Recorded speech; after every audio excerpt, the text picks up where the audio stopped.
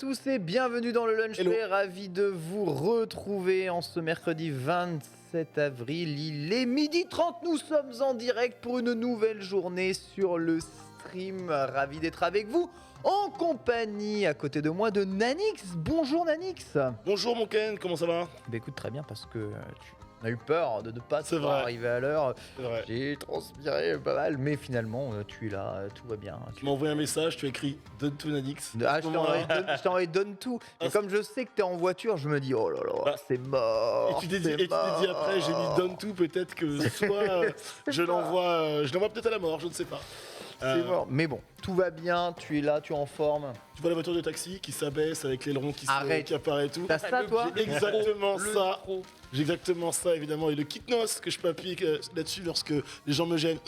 Pour slalomer évidemment dans les bouchons. Ça régale bien entendu en notre compagnie pour ce lunch play. Plaisir d'être en compagnie de Suri. Bonjour Suri. Écoute, attends, bouge pas. C'est bon, je peux passer une bonne émission. Ah, voilà. Incroyable.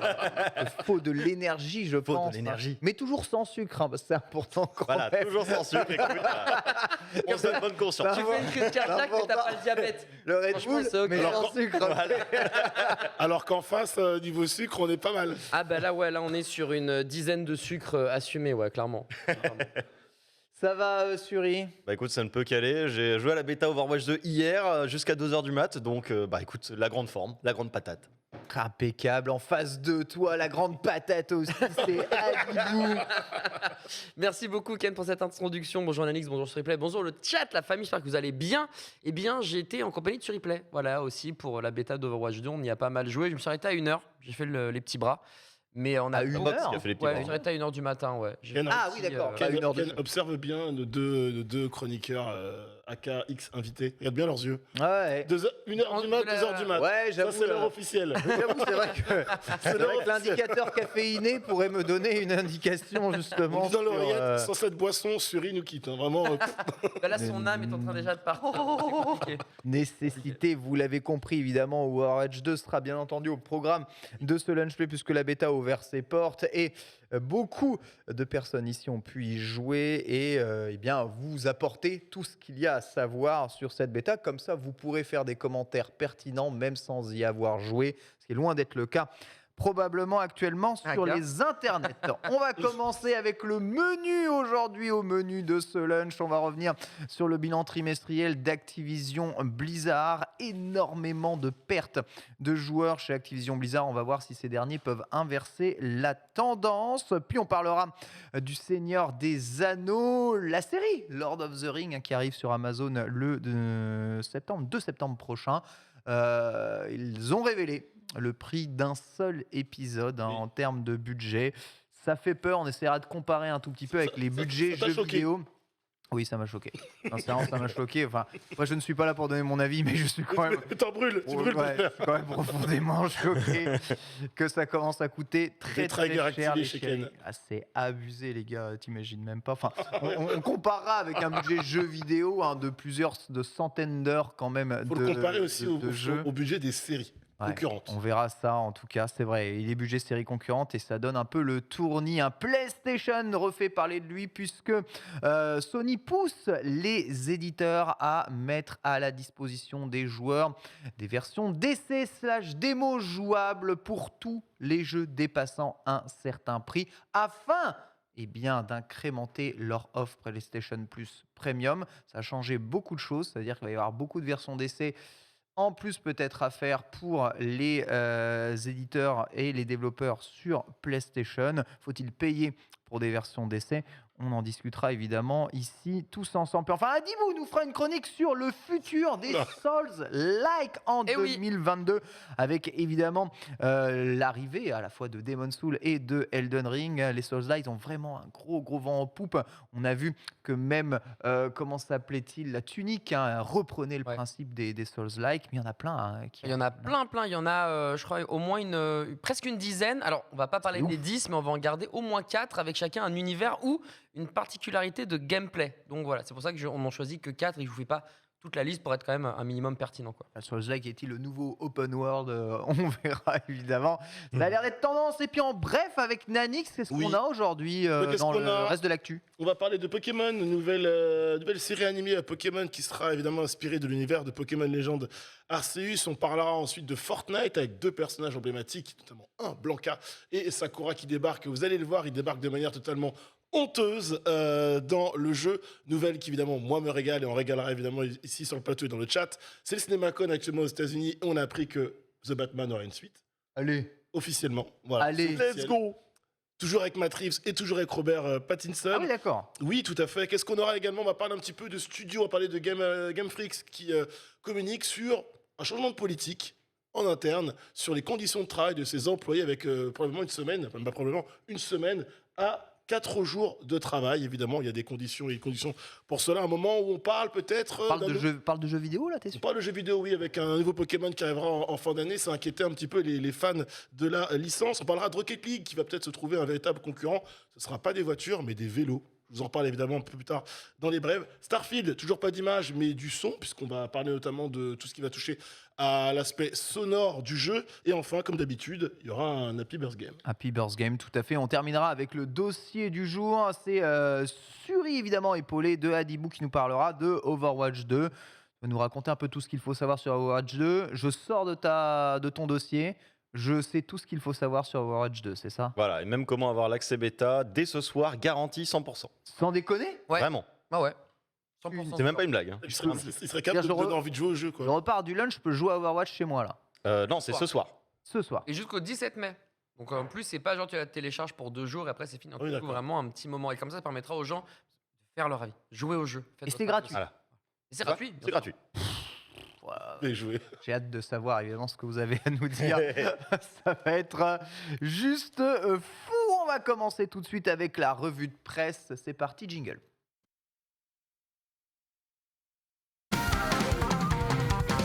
Le son, c'est. Oh, ça va C'est en être- DLC. hein.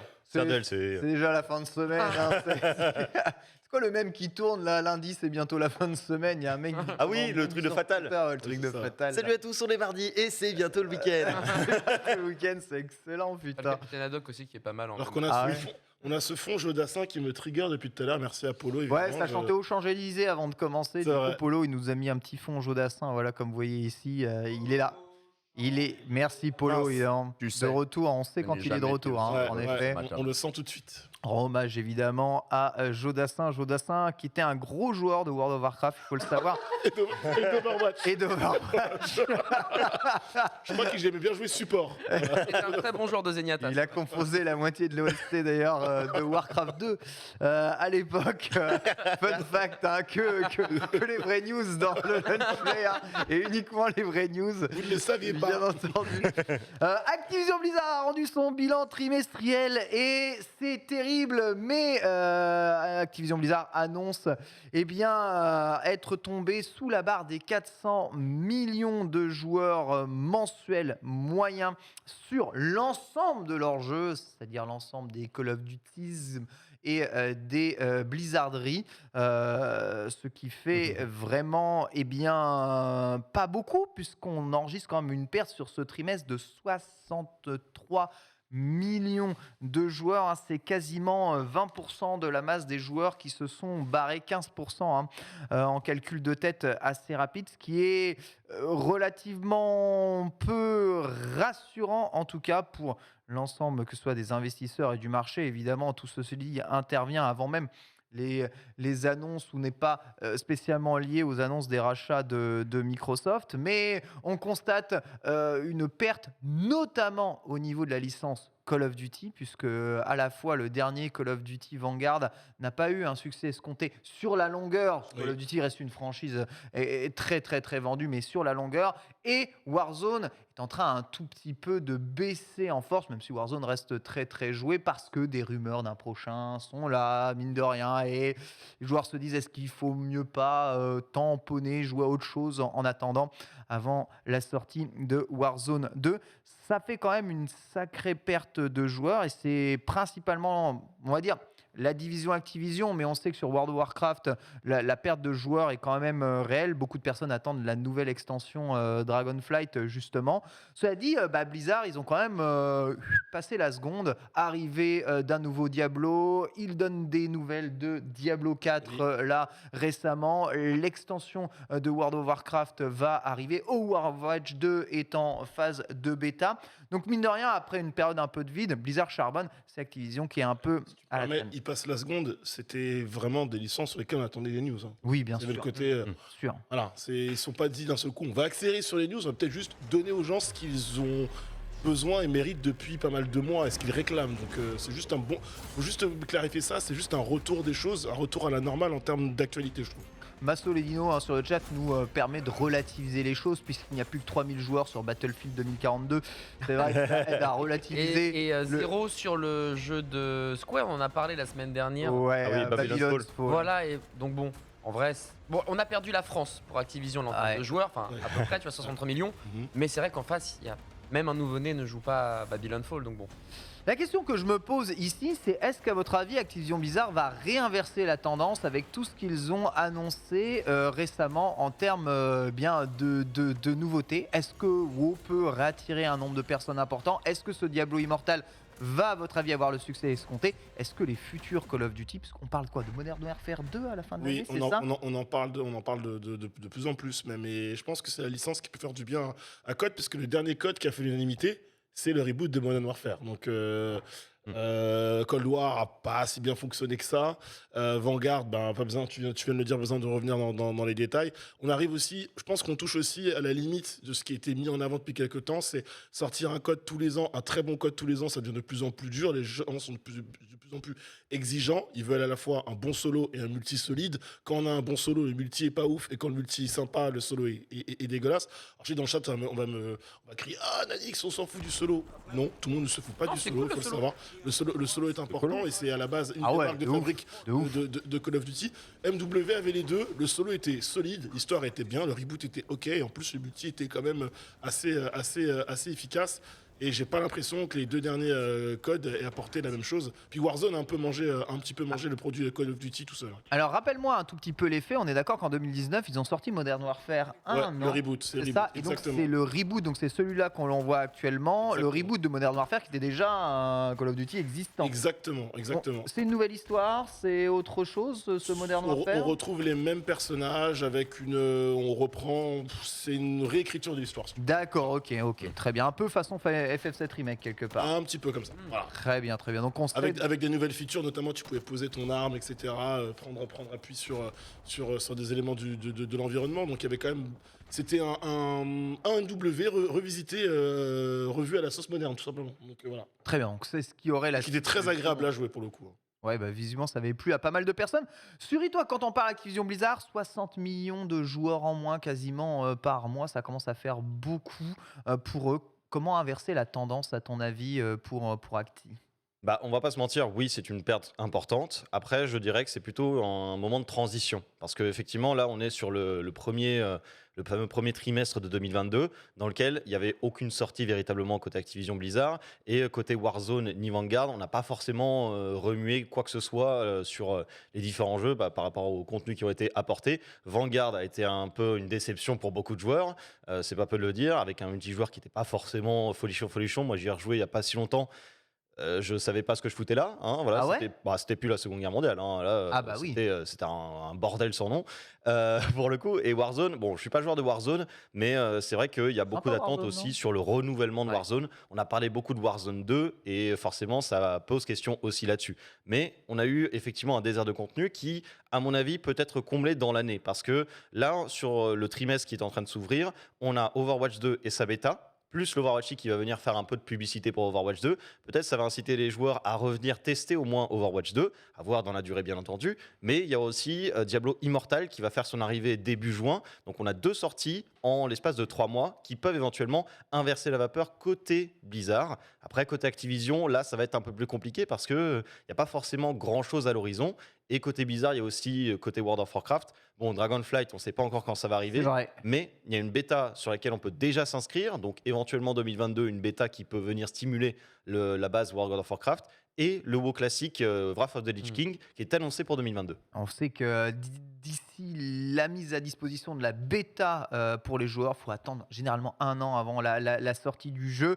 Adibou, à ton avis, ce Diablo Immortal, il peut inverser la tendance? Le fait qu'il sorte sur PC, c'est un vrai game changer ou finalement, il n'y a pas de marché pour un Diablo mobile sur PC? Non, je pense que c'est cool. Après, ça dépend évidemment combien il coûte. Hein. Ça va probablement être très game breaker. Mais non, c'est cool parce que le Diablo sur mobile, même si tout le monde s'en fout, moi, étant donné que j'aime bien le mobile, ça me régale d'avoir vu des images qui semblaient être vraiment hyper prometteuses et d'avoir un jeu Diablo de la qualité Diablo sur un mobile. Franchement, moi, je signe tout de suite. Je sais pas pour le grand public si c'est ce qu'ils attendent vraiment. Je pense que Diablo 4 est le Messi tant attendu, même s'il y a beaucoup de gens qui sont passés sur Path of Exile ou d'autres types de hack and slash. Mais je pense pas que Immortal soit véritablement game breaker. Ça va probablement, comme tu disais, Suri, les stimuler et les curieux pointeront le bout de leur nez. Mais c'est pas ça qui va faire revenir les 63 millions de joueurs qui ne sont pas revenus, enfin qui sont partis en tout cas. Donc non, il va falloir compter sur des grosses licences, des gros points forts, et surtout, il va falloir compter sur la qualité. Si les jeux sont bons, les gens reviendront. Si les jeux sont merdiques, les gens partiront. Voilà, c'est toujours la même chose en fait. C'est pas parce que c'est Overwatch 2, Diablo Immortals, machin. Non. Si le jeu est bon, les gens jouent. Et toi, tu penses à la qualité de ces jeux? Tu penses que les prochaines extensions ou les prochains jeux qui vont sortir vont avoir une véritable qualité? D'ailleurs, on vous demande sur le chat actuellement à quel jeu est-ce que vous attendez le plus en ce moment chez Activision Blizzard, de WoW à Call of Duty, en passant évidemment par Diablo, Overwatch, ou aucun, évidemment, si on n'attendait vraiment aucun jeu Activision Blizzard. Ça crève le cœur, putain. Pour l'instant, je vois les résultats du sondage sur ton écran de PC. Il y a 2 tendances fortes quand même. Il y a 2 tendances fortes. On le dit tout de suite ou pas? On peut le dire. Il n'y a aucun jeu, 44%, 40%. Et sinon, c'est Diablo qui revient. Ouais, complètement. Je t'ai coupé, du coup. Ah, mais t'inquiète, j'avais fini. Tu m'as posé une question derrière. Donc pour toi, c'est plus du côté Blizzard que tu crois ça. Mais le côté Activision, finalement, c'est un côté qui est en train de se mourir un tout petit peu. En fait, à Activision, à part vraiment Call of Duty, c'est vrai que j'ai du mal à retrouver une licence forte ou un marronnier fort qui revient. Et en fait, il faut chouchouter Call of Duty. C'est la poule aux odeurs chez Acti. Et on ne parle pas aussi, mais il y a le mobile, je crois, qui est aussi prise dans ces statistiques. Et Call of Duty Mobile, lui, se porte très bien. Enfin, se porte toujours aussi bien, on va dire. Donc, ouais, Activision, en fait, là, c'est en train de se focus vraiment sur Call of. Et il n'y a pas d'autre truc. Donc, pour le coup...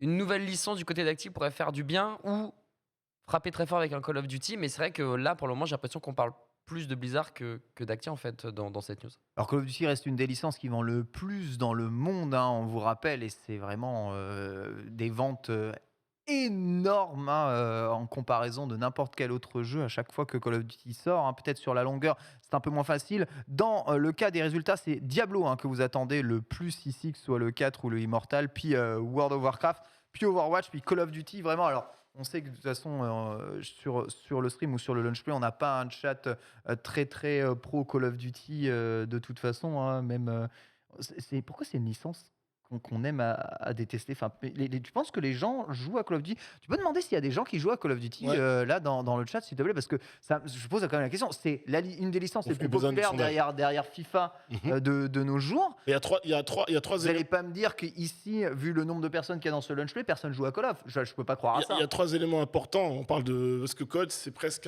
ça sort du cadre du jeu vidéo. C'est un produit culturel. Voilà, lorsque tu parles de produits et du premier bien culturel en France, c'est soit une BD et 95% du temps, c'est Astérix, soit c'est un jeu vidéo et c'est soit Call of Duty, soit FIFA. Et ce qui est bien, c'est que quand on cite Call of Duty et FIFA... Soit Pokémon, maintenant. C'est ça qui est terrible. Voilà, récemment alors. Récemment, ça va rentrer récemment.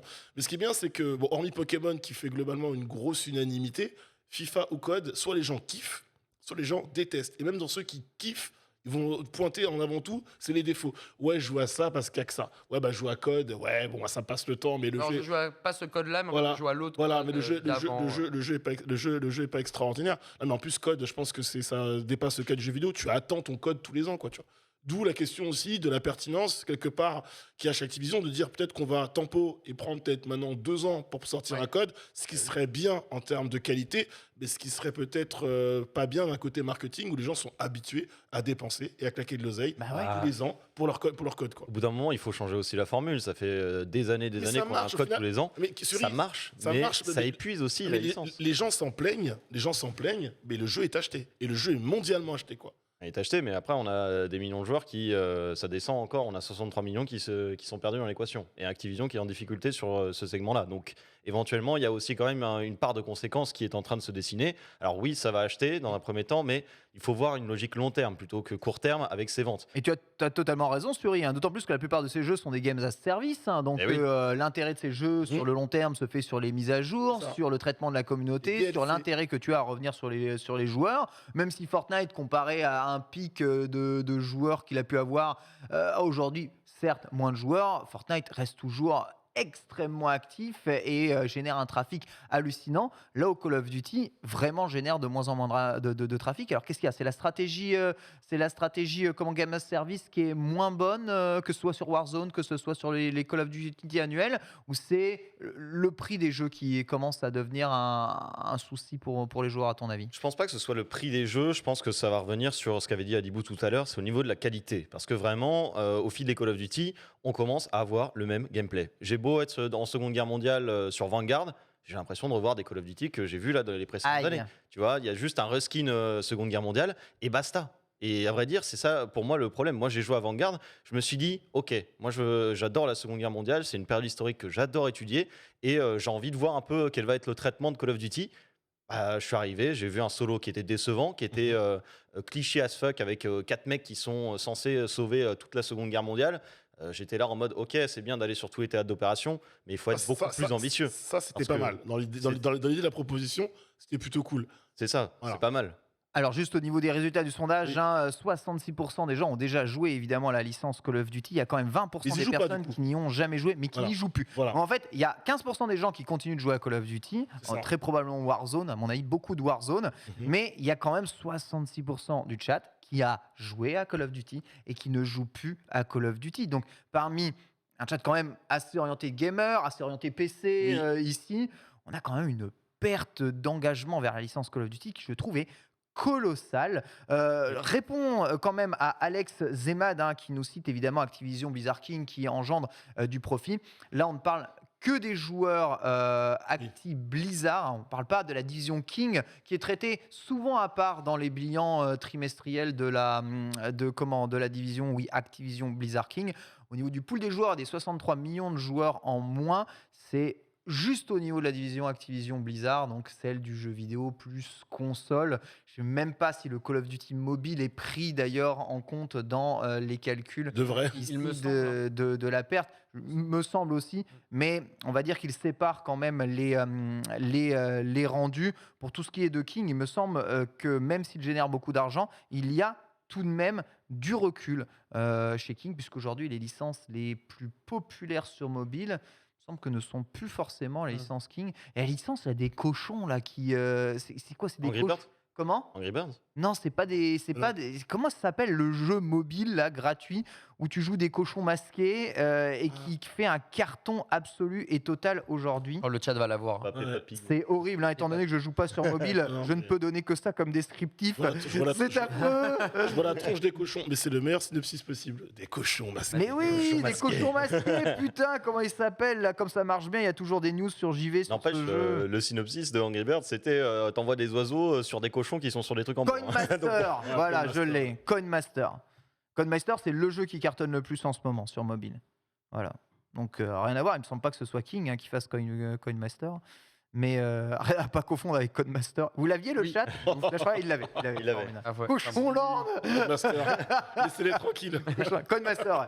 C'est Codemaster. Bon, laissez tranquille Codemaster, monsieur Camille. Je laisse Codemaster tranquille. Il n'y a absolument pas de problème. En plus, visiblement, ces derniers sont encore en train de travailler.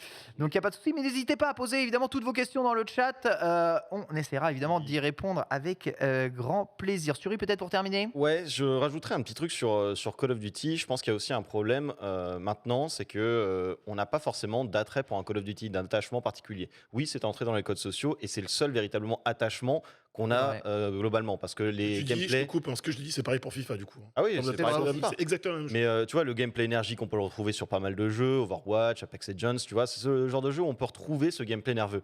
Moi, ce qui me chiffonne aussi, c'est que de voir un Call of Duty qui n'a pas forcément une âme particulière. Je te prends l'exemple de Call of Duty Vanguard et BF 2042. On n'a pas forcément sorti des solos ambitieux sur Call of Duty. On n'a fait que du multijoueur ensuite, qu'on a l'habitude de voir côté Battlefield 2042 et Call of Duty. Mais quand tu vois Overwatch, par exemple, c'est un FPS aussi, c'est nerveux, etc. Mais tu as un truc en plus, tu as un univers qui est bien travaillé et qui a un attachement plus fort. Et vraiment, tu t'attaches à des personnages, à des histoires, alors que sur Call of Duty BF 2042, tu as juste à lancer une partie et tu vas juste tirer sur des mecs. Et c'est ça le problème aussi, c'est que Call of Duty n'a pas, au-delà d'être un code social, n'a pas de véritable attachement dans un univers particulier. Et je pense que c'est quelque chose Fortnite réussit super bien à faire, par exemple. Voilà, Fortnite arrive très bien à le faire et même intègre maintenant la pop culture dedans. Ouais. Et donc développe finalement cet attachement qu'on peut avoir. Et je pense que pour Call of Duty, c'est aussi ça le renouveau, c'est de véritablement déclencher une sorte d'histoire, comme on avait fait avec le zombie. C'est aussi pour ça qu'il est aussi apprécié, le mode zombie. Parce qu'il y a une histoire qui est en train de se faire au fil des Call of Duty, et c'est un des modes qui est encore les plus appréciés. Et je pense que c'est quelque chose qui devrait être transposé au solo ou au multi pour essayer d'avoir un attachement particulier à la licence. Alors qu'on a peut-être mis les charrues avant les bœufs chez Activision, en allant sur le côté pop culture, aller chercher sur les collabs, la taille des titans, etc. Attaque des Titans dur, Plutôt, hein. voilà, ou Godzilla Kong. Avant de plutôt créer que- son Voilà, propre lore. Après, exactement. ils ont un ancrage dans la vraie vie, hein, quand même, Call of Duty, sauf peut-être pour les Modern Warfare ou je sais pas quoi, enfin les guerres modernes du futur qui. Tu veux dire Advanced Warfare, Advanced Warfare, merci. Infinite putain, Warfare. Voilà, c'est ça. Putain, c'est dur. Metaverse Warfare. Et c'est dur avec les World. Je m'y perds World dans War le II. jeu vidéo. Mais ouais, peut-être créer au moins un univers ou en tout cas des personnages attachants à la licence. C'est peut-être un secret pour faire perdurer la licence Call of Duty. On va enchaîner en parlant un peu série puisque on a les chiffres actuels de la série du Seigneur des Anneaux, hein. Ça a été... alors on connaissait déjà un chiffre global Oui. estimé au niveau de l'ensemble de la série, Tu les veux porté à 465 millions 1 milliard, de dollars. 1 milliard pour les 2 premières saisons. hein. 1 milliard pour les 2 premières Je saisons. t'en donne un autre, 250 millions pour obtenir les droits d'adaptation. De Non, CD. c'est juste les droits. Juste les droits, parce qu'on ne s'attache pas au bouquin qu'on connaît de Tolkien, on s'attache aux écrits anciens. Donc voilà. Ça portera sur le deuxième âge, etc. Ce qui n'a jamais été adapté en C'est-à-dire que en série, en les film. écrits anciens de Tolkien valent plus cher que la Bible, quoi. En tout cas, les ayants droit, lorsqu'ils l'ont vendu, ils se sont fait un max de moula avec Amazon. Mais il faut savoir qu'Amazon, dans leur esprit, lorsqu'ils se sont dit on va adapter Le Seigneur des Anneaux en série, ils étaient en mode on veut faire mieux que Game of Thrones. Donc ils étaient prêts à mettre de l'oseille. En Voilà. attendant, on se retrouve avec un coût de production par épisode de, tenez-vous bien, j'ai failli avoir une attaque, 58 millions de dollars par épisode. Ouais. 58 millions de dollars, rendez-vous compte, c'est le budget d'un jeu triple A depuis environ 10 ans. Tu vois, seuls les immenses Cyberpunk, Red Dead Redemption 2 ou des trucs comme ça ont des budgets qui dépassent ça. 60 millions pour un épisode de quoi, 50 minutes? Ouais, ce sera 1 heure à peu près. Dis-toi qu'en 50 minutes, ça fait 11 campagnes de Valérie Pécresse. Non mais tu te rends compte? Mais oui! Mais oui! Mais oui! Voilà. Un épisode, elle est remboursée largement. mec. Elle est largement avancée en En fait. plus, il lui manque plus que 2 millions, je crois, donc en vrai, c'est ok. Alors, pardonnez-moi, mais je suis peut-être complètement déphasé par rapport à la réalité, mais bon sang de bois, comment sang de bois. une série peut-elle coûter aussi cher? C'est ni plus ni moins que la série la plus chère de tous les temps. Bah, pour l'instant, oui. Et même si on regarde les autres séries qui ont déjà un budget Bah, je t'en cite une. hallucinamment haut, Un épisode de Stranger Things, c'est 30 millions. voilà, 30 millions pour un épisode Voilà. de Stranger Things, la nouvelle saison, 20 millions pour la suite de Game of Thrones ou la préquelle de Game of Thrones, là, le spin-off House of the Dragon. Qui coûte moins cher ou plus cher, je sais plus, que la série originale. Ouais, Voilà, qui coûte moins. plus cher Plus que la cher que série plus cher, originale, ouais, parce c'est que c'est vers 15 millions. 15 millions, donc et, ils ont mis 10 millions de plus. au comment pot, est-ce quoi. qu'on passe de 15 millions, qui est déjà un budget hallucinant et relativement raisonnable à une série, à un budget de 60 millions? Et je ne parle que du budget pour enregistrer la série, ce sont des coûts de production, ce n'est même pas le coût marketing Non. juste après. Nanix, est-ce que c'est pas juste trop Je suis pas pour une série je vais te choquer en disant que je ne suis pas choqué. Parce que s'il y a bien, dans l'univers, s'il y a bien des adaptations qui méritent, je pense, de faire tapis sur lequel tu sais que tu vas être attendu en termes de moyens, en termes de rendu, en termes de visu, en termes d'univers qui vont te coûter, qui vont te coûter la peau des fesses, c'est bien le Seigneur des Anneaux. Et quand tu vois les premières images du trailer, les gens étaient en mode c'est ça que vous aimez avec la thune. Et Amazon tweet qui débug en disant non, mais calmez-vous, c'est qu'un extrait, on vous a pas tout montré, etc.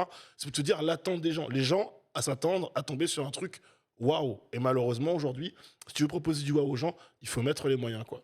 C'est quelque chose qui est pas facilement adaptable sans mettre de gros Mais est-ce qu'on peut encore sommes parler de sur le coup de séries avec production. des budgets aussi élevés? Parce que là, on parle de budgets qui sont ni plus ni moins des budgets de films et de grosses, très Ouais. grosses productions cinématographiques. Alors, je suis Pourquoi mettre ça dans des séries? Je suis d'accord avec toi, mais le problème d'un film, c'est que tu es bloqué par le format, tu es bloqué par une durée, et que tu as beau un petit peu tricher, parce qu'au final, la trilogie de Peter Jackson, la première, parce que le Hobbit, voilà, triche un peu en soi, parce que le film fait, en tout, l'histoire fait 9 heures. Ça aurait très bien pu marcher en série aujourd'hui, parce qu'on a une époque où ce genre de production aurait plus tendance à marcher en série qu'au cinéma. Il y a des choses qui vont manquer aussi, pour ceux qui ont lu les bouquins dans la trilogie du Seigneur des Anneaux. Il y a des choses qui manquent, des personnages qu'on ne voit pas, des choses qui sont un peu mises à l'as. Mais t'as pas le choix aujourd'hui, je pense. Quand tu t'attaques à un mastodonte. T'as pas le choix. Ah. Comment ça, t'as pas le choix? Si, Ils ont dans ce cas-là, ils ont si. adapté Game of Thrones Mais oui, mais pour c'était 15 millions. mais c'est pas- quand même Ah, c'est pas- mastodonte c'est aussi. pas- aussi. c'est pas les mêmes enjeux. C'est pas les mêmes enjeux. C'est pas du tout les mêmes enjeux. Le Seigneur des Anneaux, c'est comme le dit Nanix, c'est monumental finalement dans l'esprit de tout le monde. Seigneur des Anneaux, c'est tellement connu qu'il faut pas se louper effectivement. Alors la corrélation entre qualité et budget, elle est questionnable, on ne sait pas exactement, mais quand tu te souviens cette fameuse première trilogie où tu vois tu sais, un ensemble de cavaliers du rang qui font une charge incroyable, tu te dis c'est le genre de moyen que tu as envie de voir dans une série Seigneur des Anneaux et il faut être à la hauteur de ça. Et forcément, ça doit coûter extrêmement cher à produire. Il faut ce genre de scènes incroyables que tout le monde se souviendra. Et il faut aussi employer les gros moyens, pas forcément utiliser simplement les images où tu répètes, tu as un petit groupe de cavaliers, tu vas juste le copier-coller comme ça. Peut-être qu'il y a aussi ce genre de scènes qui nous attendent et que potentiellement ça peut justifier un tel coup. À ton avis, c'est complètement justifié le coût de cette série? Parce que, attends, on parle d'une série qui a coûté plus cher que les films, non, hein, du coup, à produire. Hein. Alors, je vais regarder. Ah bah en Si tout, je- bah, si je fais le si calcul, tu hein. parles des rachats des droits, plus les. Oui, 1 milliard pour les premières L'ensemble du saisons, Hobbit, oui. ça n'a pas coûté 1 milliard à faire, non? Je ne parle pas du Hobbit, je ne connais pas cette Mais trilogie. quand même. Enfin, je me- C'était Elle n'existe pas. C'était 93 millions pour la communauté de l'anneau, 94 pour le deuxième et 94 aussi pour Tu le vois, troisième. 300 à peu près 300 millions, 400 millions, allez. 400 millions. 400 millions pour l'ensemble de la trilogie du Seigneur des Anneaux. Là, on est 2 fois plus pour une série à 10 bouts. Ouais. Dis Bah quelque après, chose. ça fait 9 heures au total. La série sera composée probablement de 9 épisodes. Voilà, écoute, alors oui, c'est plus cher, c'est 2 à 3 fois plus cher, mais je C'est suis 8, c'est pas, 8, non, je crois. 8. Bon, voilà. Ouais. Je suis pas choqué, en fait, les choses évoluent, les temps changent. Et en plus, d'ailleurs, c'est Amazon, donc c'est pas comme c'était Joel Clodo qui est là en mode non, mais j'ai pas d'oseille, les gars, faites-moi du rabais. Non, Si c'est Netflix, ça te choque déjà un peu plus. bah, c'est de Netflix, moyens. là, ouais, Ouais. on sera en mode poids. Netflix, là, il Ouais. déconne zéro. Là, c'est Amazon. Ils se mettent à poil, quoi. Ouais, je suis pas choqué. Et puis je pense que, comme je disais, genre, les choses évoluent et en fait, les séries aujourd'hui, c'est peut-être ou c'est devenu la chose que tu regardes le plus. Tu vas peut-être moins au cinéma, tu regardes moins de films, et les séries, c'est devenu le truc auquel tu accroches. Moi, je préfère les séries aux films parce que tu peux vraiment plus travailler l'histoire, tu peux aller plus loin, tu peux rajouter des détails, Tu etc. tu peux installer un lore, prendre des ton personnages et toute une problématique. Exactement, tu peux prendre ton temps. Le temps, c'est de l'argent, bien évidemment. Mais ouais, non, je suis absolument pas choqué. Genre vraiment. Et comparer ça à des films. En fait, j'ai l'impression qu'il faudrait comparer ça à que des blockbusters. Voilà, tu compares ça qu'avec des blockbusters, mais tu peux plus comparer ça à des séries ou tu peux plus comparer ça à des films traditionnels. Ou voilà, c'est comme ça. La licence c'est tellement huge et Amazon derrière. C'est très dur. suis pas choqué, hein. C'est très dur, messieurs. Je pense qu'il faut garder ça en tête. C'est très dur aujourd'hui d'installer une dynastie sur une histoire au cinéma. La trilogie de Seigneur des Anneaux, elle est incroyable.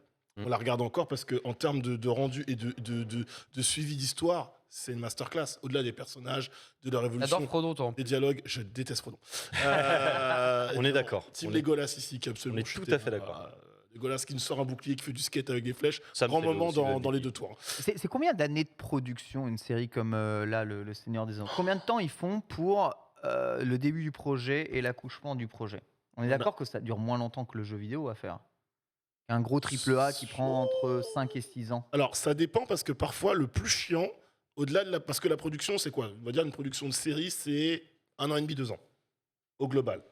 Mais le plus chiant, c'est acheter les droits, négocier avec les ayants droit. Et ça peut prendre des années. D'accord, mais ça reste 1 an et demi de production, donc c'est 1 an et demi de Mais travail. rajoute à ça les négos avec les ayants droit pour avoir les. Il faudrait voir combien de temps Amazon a discuté avec les ayants droit pour obtenir le Seigneur des Anneaux. Ça peut être des discussions, tu sais, ça peut être des discussions informelles sur 1 an, 2 ans, 3 ans, comme 5, 6 ans. Je suis d'accord. Très, très loin. Moi, j'ai tendance à comparer avec le reste du jeu vidéo. Hein, c'est Vas-y, quand vas-y. même assez fou. Déjà, une immense production en 1997, hein, hors inflation, hein, comme Final Fantasy VII, tu vois. Un jeu qui avait coûté en production 45 millions de dollars. 1997. Avec l'inflation, ça coûterait aujourd'hui plus de 200 millions de dollars. Mais tu vois, FF7, c'était le jeu le plus avancé quasiment en 97 sur les plateformes. Un jeu comme Shenmue, hein, qui avait révolutionné le jeu vidéo, c'est 100 millions de dollars de production. Aujourd'hui encore, si tu prends un Lost Ark sorti récemment là, en termes de temps de développement et coût de production, c'est 88 millions de dollars. Il y a des jeux vidéo qui durent vraiment avec des nombres d'années de production bien plus grands que les films qui coûtent moins cher. Je veux bien qu'on remette l'inflation sur oui, on a pris 50% en 20 ans d'inflation, mais à un moment, 50% de 300 millions, c'est 150 millions. 150 millions de dollars, ça représente un truc de malade mental. Vous vous rendez compte ce qu'on Oui, peut faire oui, avec ça, Si je putain peux rajouter 2 un ans de truc ta sur, paye, Ken, à peu près. Ouais, de mémoire. environ, avec Environ. l'inflation. Avec l'inflation, évidemment, En évidemment. 2630. Et si je peux ajouter un truc sur la logique financière, là je viens de voir, apparemment ce serait 745 millions de dollars pour la trilogie du Hobbit. Donc on a quand même un certain différentiel qui est en train de se faire. Donc il y a dans le chat les raisons qui sont invoquées comme l'inflation et aussi la différence des coûts de production, elle est réelle. Donc éventuellement les 90 millions de dollars de l'époque ne sont pas forcément les mêmes aujourd'hui. Surtout, il y a C'est aussi vrai. un autre détail, C'est vrai. c'est en matière de technique de tournage. Exactement. Tu peux avoir des petites triches, tu vois, des petites tactiques de tournage qui permettent de réduire un peu les coûts, par exemple des effets spéciaux. Et les effets spéciaux de l'époque n'étaient pas peut-être aussi chers qu'aujourd'hui parce que maintenant on a des effets spéciaux qui sont très très réalistes, très très poussés. Et les gens qui t'attendent éventuellement, et les gens t'attendent énormément dessus. C'est ça. Voilà. Donc il C'est-à-dire faut mettre qu'à un l'époque, gros ils budget étaient en dessus. mode c'est beau. Bon, ils tournaient en Nouvelle-Zélande. Hein. Oh, c'est beau, les plans incroyables. Là, tu veux quelque chose que tu veux te dire. Vous avez mis. Puis Amazon, en fait, ils se sont coincés. Excusez-moi, mais tu regardes la trilogie du Seigneur des Anneaux, les effets spéciaux, ils sont très bien et 100% crédibles, alors que t'as 15 ans. Pas de souci. Mais voilà, c'était. Alors, ça a mal vieilli. Il y a beaucoup de plans qui ont mal vieilli. Ah Il y a ouais beaucoup de plans qui ont mal Bah, vieilli. j'ai du mal, hein. Vous déconnez Si, là. il y a des Non, plans, non, il y a des je plans, t'aime il y a des plans, il y a des plans un peu chiants. Des plans un peu chiants et chum. Mais ce que je veux dire, c'est que ce qu'on acceptait il y a 15 ans, aujourd'hui, c'est un peu compliqué parce qu'en plus Amazon ils sont mis tout seuls un peu dans la merde, si je puis dire. C'est lorsqu'ils annoncent qu'ils vont adapter Seigneur des Anneaux, les gens sont en mode ok les gars, le film c'était ce niveau-là de qualité. Il faut que vous soyez à ça minimum, mon Ken, ou éventuellement à ça. Donc t'es obligé de mettre les moyens. En De toute autre, façon, au-delà ouais. de combien ça coûte, Fury. c'est le scénario. Oui. Si l'histoire, elle fonctionne et que derrière, tu as un ensemble crédible. En fait, nous, on parle beaucoup des coûts de production avec les effets spéciaux, mais c'est de l'enrobage. Si le scénario ne tient pas à la base même, C'est ça. tu auras beau avoir un enrobage qui est propre, derrière, ça va pas fonctionner. Hein. Puis l'investissement est important, c'est plusieurs saisons. Hein. Il y en a 2 déjà de prévues dans les bacs, mais c'est 5, 6, voire 7 saisons, 7-8 saisons. Donc, balèze, hein. Je Ouais. trouve, enfin, j'espère en tout cas qu'on trouvera de la rentabilité derrière ça. Enfin, l'histoire nous dit que oui, finalement. Mais je trouve ça fou quand même qu'aujourd'hui, le film et le cinéma commencent à repousser les coûts de production plus loin que celui du jeu vidéo. Titre de comparaison, un GTA V sorti en 2013, c'est 137 millions de dollars en production. C'est GTA V. Non, hein. c'est C'était un sûr. des plus gros projets Rockstar de l'histoire. Alors évidemment, avec l'inflation, ça vaudrait beaucoup plus cher aujourd'hui, mais quand même, enfin les gars, c'est Mon chaud. Ken, petit sondage, petite question au chat si tu veux bien. On parle beaucoup du Seigneur des Anneaux, mais il y a pas mal De séries qui arrivent cette année, ouais. en attente. Bah, du coup, quelle série vous attendez le plus? Qu'est-ce que vous attendez? Le Seigneur des Anneaux qui arrive du coup en septembre, Stranger Things, la prochaine saison qui arrive très bientôt, Obi-Wan pour le mois de mai, et évidemment le spin-off de Game of Thrones. Voilà, quelle série attendez-vous le plus pour cette fin d'année, bien entendu, hein. Si toi, il y en a une que tu attends particulièrement à Pas particulièrement, mais parce que je suis pas un énorme consommateur de séries, mais c'est vrai que Stranger Things, j'ai bien hâte de le regarder. Mais là, on est déjà sur Better Call Saul, faut que je rattrape là, ça a repris. Oula, Faut absolument Tellement de que- retard. Faut que, Tellement que de je séries. regarde ça, mais Better Call Saul, c'est gracieux. Donc ouais, Stranger Things, je pense que sur les 4 que vous avez proposés, c'est la série que je vais regarder. Toi, Suri. Obi-Wan Kenobi. Obi-Wan Kenobi. Je pense Et, que c'est Obi-Wan Kenobi, moi aussi. Après, l'été, il va être fou, hein, parce que là, t'as Obi-Wan Kenobi fin Ouais. mai. T'as ensuite Peaky Blinders qui arrive Peaky sur Blinders, Netflix. Ouais, T'as la deuxième partie de Stranger Things le début juillet, donc aussi. Moi, je m'en fous un peu de Stranger Things, je t'avoue. Et après, il y a Goth et le Seigneur des Anneaux qui arrive derrière. Franchement, moi, je suis bien. Bien pour tout l'été, là. Quel drift de sur replay, putain. Suri, c'est quoi que. Enfin, Suri, ouais. Tu vas me poser la question, ouais, je vais tricher. Hein. Seigneur des Anneaux, Stranger Things et Obi-Wan. tout, Mais en toi, fait. toi, tu Les regardes trois. tout parce que. Bah, non, il y a un peu- que Game of Thrones que je regarderai pas. un peu notre expert série, mais House of Dragon, non. Non, parce que j'ai pas vu la série de base, donc faut que je m'y mette et j'aurai pas le temps. Je vais pas démarrer là, donc. N'empêche, l'aura du Seigneur des Anneaux est quand même très forte, puisque dans le chat, c'est très clairement la série du Seigneur des Anneaux qui est le plus attendue ici devant toutes les autres. La preuve finalement que peut-être lorsque l'on met les moyens dans quelque chose, Chiffre, hein, pour attends, Stranger Things saison 4, hein. ça permet 7%. aussi. Hein. Ouais, Stranger Things saison 4. Le problème, ça reste une saison 4, donc il faut aussi avoir vu peut-être. Ça. Ouais. Les gens dans le chat, parce que ça parle de Westworld. Il y a une 4e saison qui est sur les rails. Peut-être. Peut-être. J'ai adoré cette série aussi. On ne sait pas. Je ne regarde pas Westworld. Oh, si ça arrive là. Dit-il d'un ton hautain élitiste. Non. Je ne regarde pas Westworld. Non, regarde mais il y a pas trop de Westworld. séries, je peux pas tout suivre. C'est pas possible. C'est vrai qu'il y en a, Ah, ça a l'air de troller évidemment pas mal. C'est vrai qu'il y a The Last of Us aussi en préparation. oui. Bon, ça, c'est les séries adaptées de jeux vidéo. C'est fin d'année, C'est ça. encore différent. Mais bon, je dois bien vous avouer être toujours aussi étonné quand je vois des jeux vidéo. Et toi, ta grand série que t'attends le budget. plus, du coup Obi-Wan, très clairement. Mais bon, c'est Seigneur des Anneaux, sans je t'en. conviction. Mais tu vois, il pourrait faire une série Obi-Wan Sans conviction. qui coûte pas 25 millions l'épisode. Ça m'irait. On n'a pas les chiffres de production de la série. 25 millions. 25 millions Ouais. Ouais. L'épisode. L'épisode. Ouais, Ça bah, va. c'est à peu près comparable à. Stranger Things, 30 millions pour 5 Ouais, millions. ou Mandalorian aussi. Exactement, pareil. De ouais. toute façon, c'est. Sans On est à peu conviction, près dans quoi. les mêmes budgets. Sinon, moi, j'aime bien le personnage d'Obi-Wan, mais c'est juste que je trouve aujourd'hui les prix de production de ces séries juste délirants. J'espère que tout cet argent va évidemment à toutes les équipes techniques qui travaillent sans relâche pour produire les jeux, bien entendu, et les séries. Un peu. Si, les prods se mettent bien, les acteurs se mettent bien. Après, normalement, Les acteurs se mettent très bien. c'est censé avoir un vrai cachet. Je pense que l'Union, de toute façon, est derrière tout ça et que tous les chefs-op, tous les premiers, deuxièmes assistants, tout ça, les figurants, etc., seront quand même payés de manière correcte. Mais ceux qui gagneront le plus de thunes, évidemment, c'est clairement pas l'équipe technique, puisque c'est jamais l'équipe technique qui gagne le plus. C'est sûr. Ouais, sauf quand il y a Keanu Reeves qui travaille sur le film. Puis il te file une Rolex, genre. Voilà, il régale tout le monde. Voilà, c'est ça, la beauté. On va passer au sujet suivant et c'est PlayStation qui vient on va dire, affirmer un peu plus sa stratégie via ses nouvelles offres PlayStation Plus. Je vous rappelle, le PlayStation Plus Essential arrive en juin chez nous. Le PlayStation Plus Extra qui ajoutera la possibilité de jouer à des jeux PS4 et PS5 disponibles en téléchargement. Globalement, ce qui était un peu possible de faire avec le PS Now. Et enfin, le PlayStation Plus Premium qui, en plus de tout ce que les autres offres ont à proposer, ajouteront des jeux PSP, PS1, PS2, la possibilité d'accéder au cloud et surtout, l'accès en temps limité aux derniers jeux AAA. Et c'est là-dessus, évidemment, que Sony s'est un tout petit peu exprimé récemment, puisque, vraisemblablement, Sony est en train de pousser très fortement via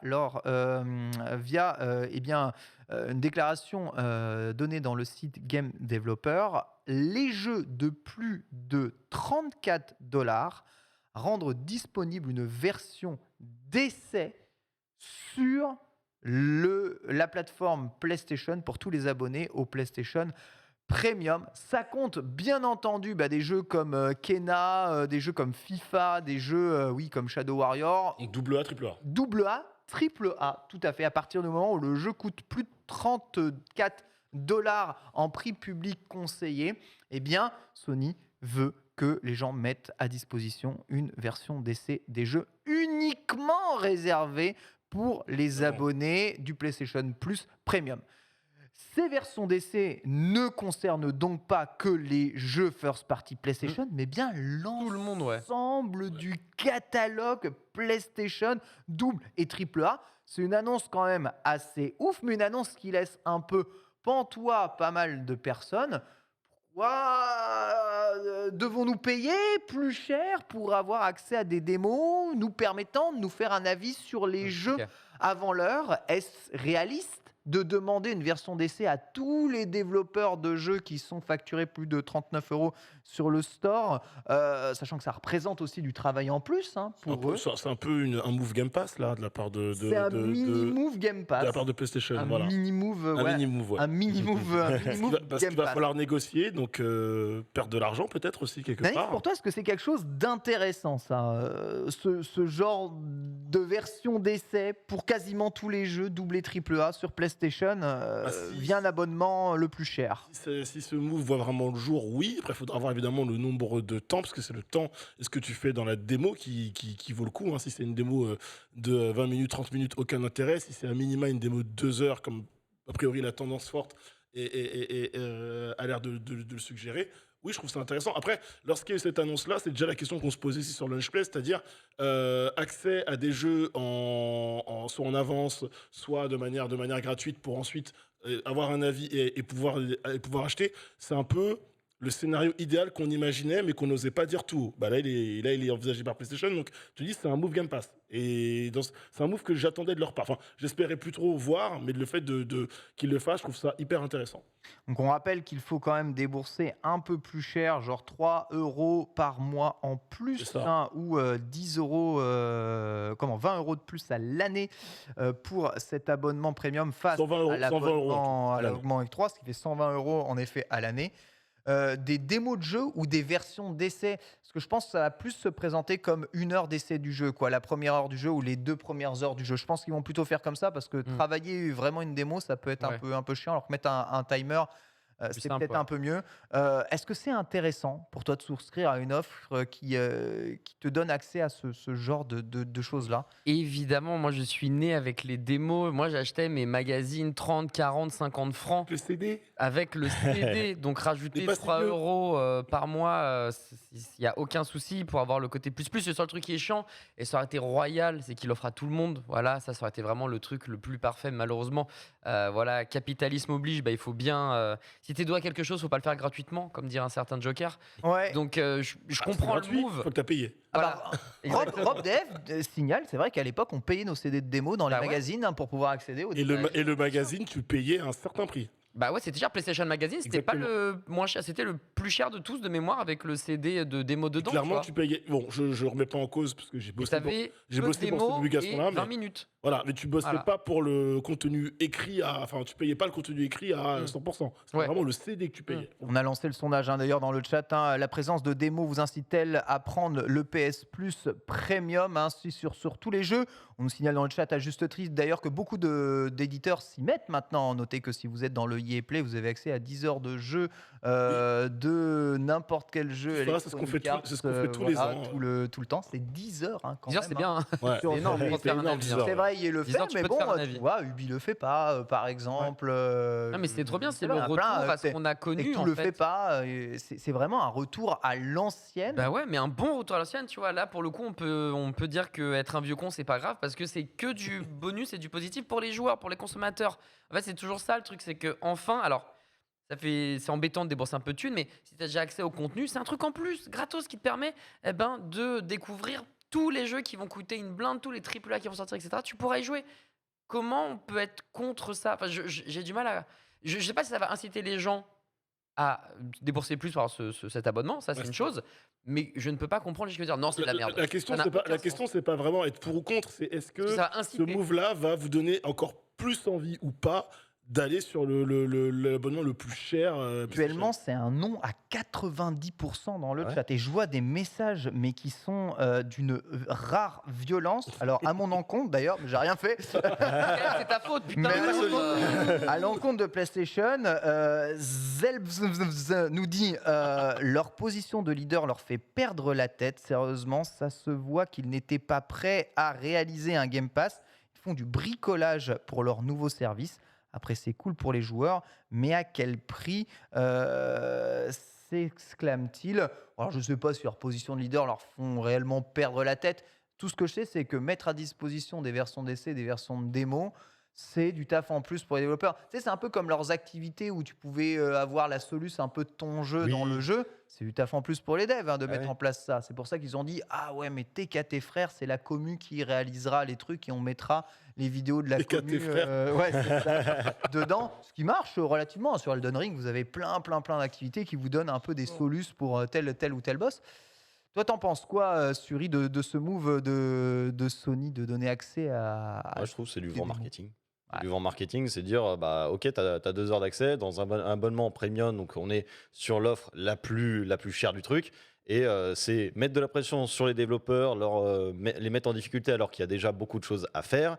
Et après, je sais pas, on sait très bien que dans des abonnements comme ça, nous, ce qu'on attend, c'est d'avoir accès aux jeux first party ou des trucs comme ça, comme le fait Xbox, tu vois. Oui, mais C'est ça le nerf de la guerre, véritablement. Et là, c'est pas une politique chez Sony. Mais quand ils font, oui, on va vous mettre 2 heures de démo, c'est un petit peu, les gars, on sort les violons, on fait genre. Le temps n'est pas précisé. Oui. Et d'ailleurs, actuellement, c'est vrai qu'on parle d'accès anticipé, on parle de démo. Même dans la communication de Sony, c'est pas spécialement très clair. Combien de temps, combien d'heures? Stratégie à Electronic Arts, 10 heures de jeu. Ça va jouer ça. Hein. Ah bah, si c'est 10 heures de jeu, tu finis Kina. Donc moi, j'ai pas à le payer.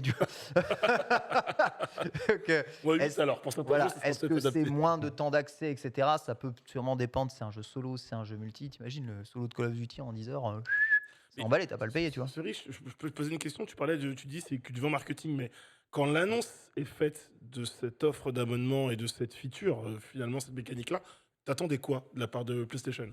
Parce qu'ils ont dit on va vous mettre à disposition, il y aura la possibilité de jouer à des jeux en avance, etc., de manière exclusive. Ça pouvait être que ça, de toute manière, quelque part. Bah écoute, moi, j'attendais pas forcément PlayStation parce que je suis pas un aficionado de PlayStation, mais moi, je suis plutôt proche de la philosophie du Game Pass. Je vois Ken qui... Ouais, le chat me précise, c'est bien marqué 2 heures et je viens de revérifier en effet sur le site PlayStation. Okay. Il demande en tout cas aux jeux qui ne sont pas first party PlayStation de mettre à disposition une version d'essai de au moins 2 heures. 2 heures, voilà. 2 heures minimum pour les jeux. C'est bien ce que je dis, c'est pas préciser l'exacte durée du truc, mais c'est au moins 2 heures de version d'essai et d'accès. La fois importante, Ken, parce que ça veut dire 2 heures un minima pour les autres éditeurs. Voilà. Et pour les jeux PlayStation, on peut peut-être éventuellement voir la voilure un peu plus haute. Ou être différent pour les jeux PlayStation. En effet, ce qui est quand même assez fou. En tout cas, ça n'a pas l'air de beaucoup plaire, cette histoire. Peut-être qu'en tout cas, la compatibilité des jeux rétro sera un peu plus appréciée par les joueurs dans cette édition premium, puisque je vous rappelle, un catalogue PlayStation 1, un PlayStation de PSP va arriver avec. Et Sony a réaffirmé sa volonté de vouloir œuvrer pour conserver le patrimoine. Ils ont embauché même quelqu'un chargé justement de retrouver un peu toutes ces licences qui mériteraient d'être remis en avant ou mises à la disposition des joueurs sur plateforme PlayStation. On peut dire tout ce qu'on veut et être très critique, c'est quand même vachement mieux que ce qu'on avait sur l'ère PS4 où tu avais littéralement rien avec ton PS Plus. Voilà, on est d'accord. Non, t'avais rien et c'est pour ça que j'ai un peu du mal. Le côté vindicatif, je pense qu'on a trop bien mangé avec Xbox et Microsoft, et du coup, peut-être que les gens qui sont très critiques, c'est parce qu'ils aiment beaucoup la licence, peut-être, je sais pas. Enfin, en tout cas, le Sony. Mais si ça te donne pas envie, bah, c'est pas grave en fait. Il n'y a pas besoin d'être vénère. Tu juste, t'achètes pas et tu passes pas à la version au-dessus. Ah oui. Et pour ceux qui l'ont, trop bien, tu vois. Donc, j'ai du mal à capter pourquoi on pourrait s'énerver sur ce genre de sujet, tu vois. Vous réglerez sur Overwatch. mais non, mais moi je m'énerve pas. Je sais que je vais pas le prendre, le truc. Okay. Moi, c'est tout. Après, les gens, s'ils veulent le prendre, grand bien. Pour ce qui est, beaucoup de gens posaient aussi la question de pourquoi c'est du taf en plus de mettre à disposition des versions d'essai. Alors, il y a 2 types de versions d'essai. Soit tu donnes accès au jeu pur, tu vois. Donc, c'est-à-dire tu fais télécharger l'ensemble du jeu, mais tu mets un limiteur. En mode timer, t'as pas le droit d'y jouer plus de 2 heures. À ce moment-là, c'est vrai que le temps n'est pas énorme d'investir. Soit faut que tu construises un didacticiel. Exactement. Voilà. Soit faut que tu construises ta démo en mode je t'apprends quand même à jouer. Enfin, une démo, ça se taffe. Hein. C'est pas quelque chose. C'est pas juste tu lances le jeu, t'as accès à l'ensemble du jeu. À une période où on parle de crunch et de conditions de travail un peu compliquées pour les studios, leur rajouter ça, c'est un peu. C'est pas grave. C'est pour tous ceux qui ont fait des démos actuelles. Quand tu lances le jeu après, tu vois que ça n'a pas grand-chose à voir. La démo de Kirby, par exemple, enlever les spoils. dans la démo. Tu n'étais pas spoilé de certaines phases de jeu dans la démo. Donc, c'était pas la même version du jeu. C'était une version démo pensée, adaptée pour le truc. Comment faire? Est-ce que tu fais une version démo adaptée? Est-ce que juste tu donnes accès à tout le jeu? Mais à ce moment-là, si tu donnes accès à tout le jeu à tout le monde, je te prie de croire, paye le data mining infini que tu peux te prendre dans la tronche. C'est à vos risques et périls. Hein. Donc, ça demande toujours, en effet, un peu de taf. On verra, en tout cas, si tout le monde est prêt à accepter cela. Peut-être qu'il y a des négociations aussi en termes financiers derrière. L'accès aux démos peut peut-être permettre de vendre plus de jeux. On le verra, en tout cas, sujet qui fait débat, visiblement. Le chat est en feu. Le chat a déjà pris son Game Pass. On va passer à la première chronique du jour. En effet, on va parler des Souls-like qui arrivent en 2022 avec Adibou. C'est parti, chronique.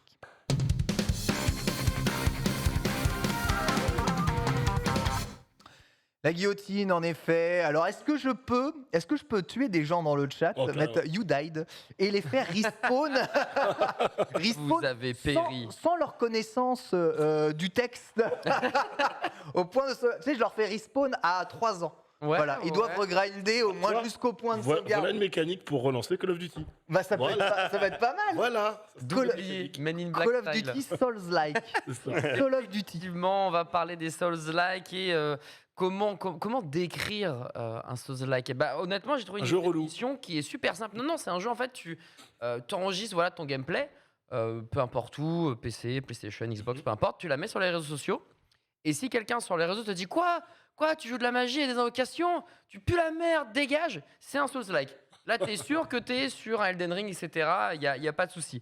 Mais au-delà de la vanne, c'est un genre qui est très particulier et qui a le vent en poupe. Mais depuis plusieurs années, le Souls-like, ça vient au démarrage d'un jeu qui s'appelle Demon's Souls, qui est sorti en 2009. Développé par From Software, évidemment. Le fameux qui est droit sur les Master PS5, du coup. Exactement. C'est tout à fait ça, d'où le Souls-like. Ça vient de là en 2009. Et en fait, on y retrouve... En fait, c'est plein de choses différentes. Sardoche qui a envie littéralement de s'arracher les parties molles à ce moment-là. Mais c'est en fait un mix de plein de choses. On peut appeler ça aussi un die and retry, puisqu'on meurt beaucoup. Oui, c'est vrai que c'est souvent ça. Énormément. Hein. Ouais. Voilà, donc ça, on pourrait dire c'est la on aime mourir puisqu'on apprend.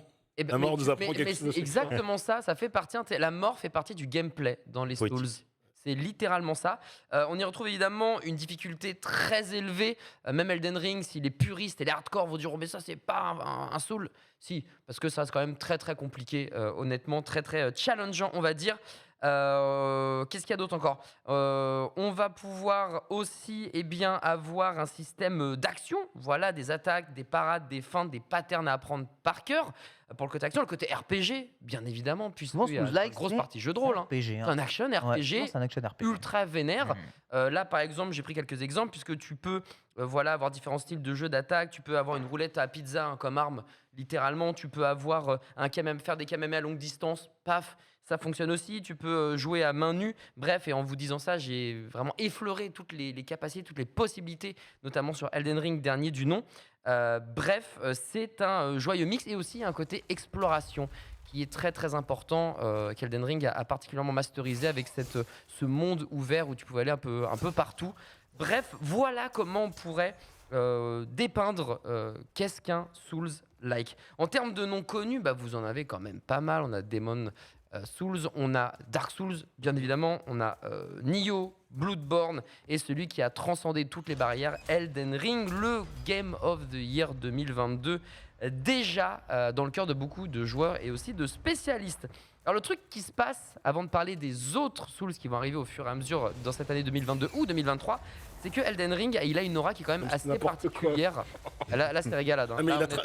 Traverser du brouillard, tu prends une flamme. C'est trop une boucle de c'est comme ça qu'on apprend. Vous avez joué en fait à un Souls-like, vous, ou pas du tout? Elden Ring, du coup. Elden Ring pour J'ai toi, découvert par Elden Ring, ouais. Ok, Suri? Pas du tout. Et tout, toi, Ken? Moi, jamais un jeu de From, mais Nioh, un peu. Ouais, ok. J'ai joué à d'autres jeux, genre Tunic, pour moi, je considère un peu comme étant un Souls-like. Et après, moi, je suis un grand fan de Die and Retry rétro, de l'R16 bits. Old school, quoi. Old school, ouais.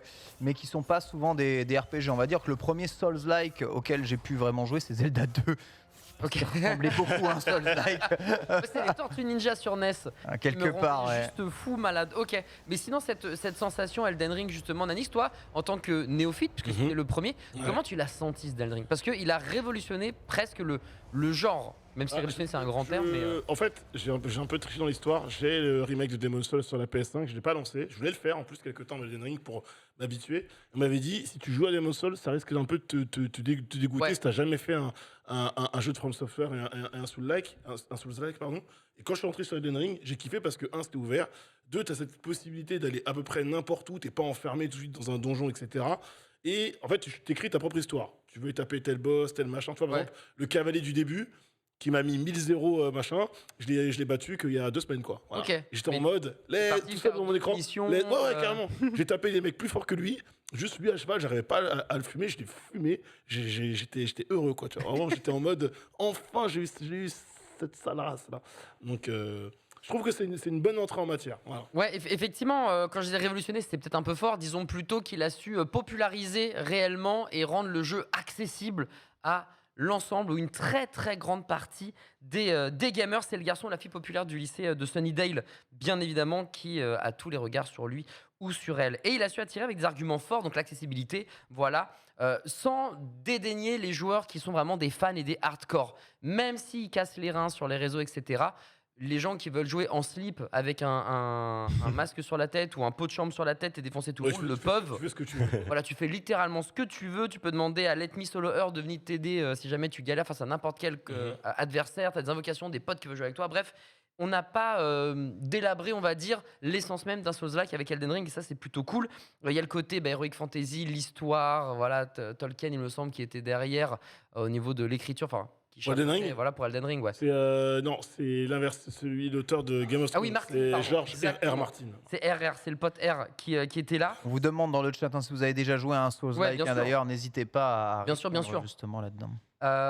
Et puis, même en termes de chiffres, parce qu'ici, voilà, il faut vraiment le prouver avec des chiffres, il faut savoir que Dark Souls, qui est sorti depuis 2011, jusqu'à maintenant, a fait 27 millions de ventes, ce qui est vraiment bien pour un jeu qui pouvait être considéré de niche, mais plus maintenant. Elden Ring, depuis fin février, c'est 12 millions.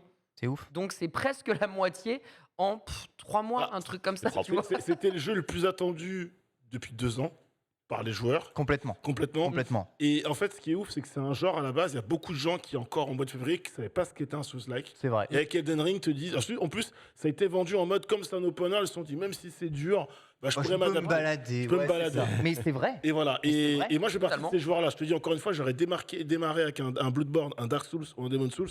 J'aurais peut-être lâché l'affaire en disant, c'est un genre de niche, c'est pas pour moi. Là, en fait, c'est accessible. Enfin, ça donne l'idée que c'est quand même accessible à tout le monde. Enfin, le Exactement. paquet de gens qui streament et qui jouent, qui ont fait du contenu dessus, qui ne sont pas des joueurs de ce genre de jeu. Moi, le premier, c'est assez impressionnant. Ouais, c'est vraiment énorme. On a su démocratiser et puis drainer les habitués et les nouveaux aussi. C'est vraiment ça le truc, le point commun fédérateur, le dénominateur commun, et ça fera plaisir à Ken Bogard cette phrase. Bien Eh sûr. bien, d'Elden Ring, le seul pour le moment qui ait vraiment réussi à faire ça. Est-ce que en 2022, en 2023, on va pouvoir réussir à avoir le même genre de fame? Est-ce qu'on va pouvoir soulever des montagnes? Je ne sais pas.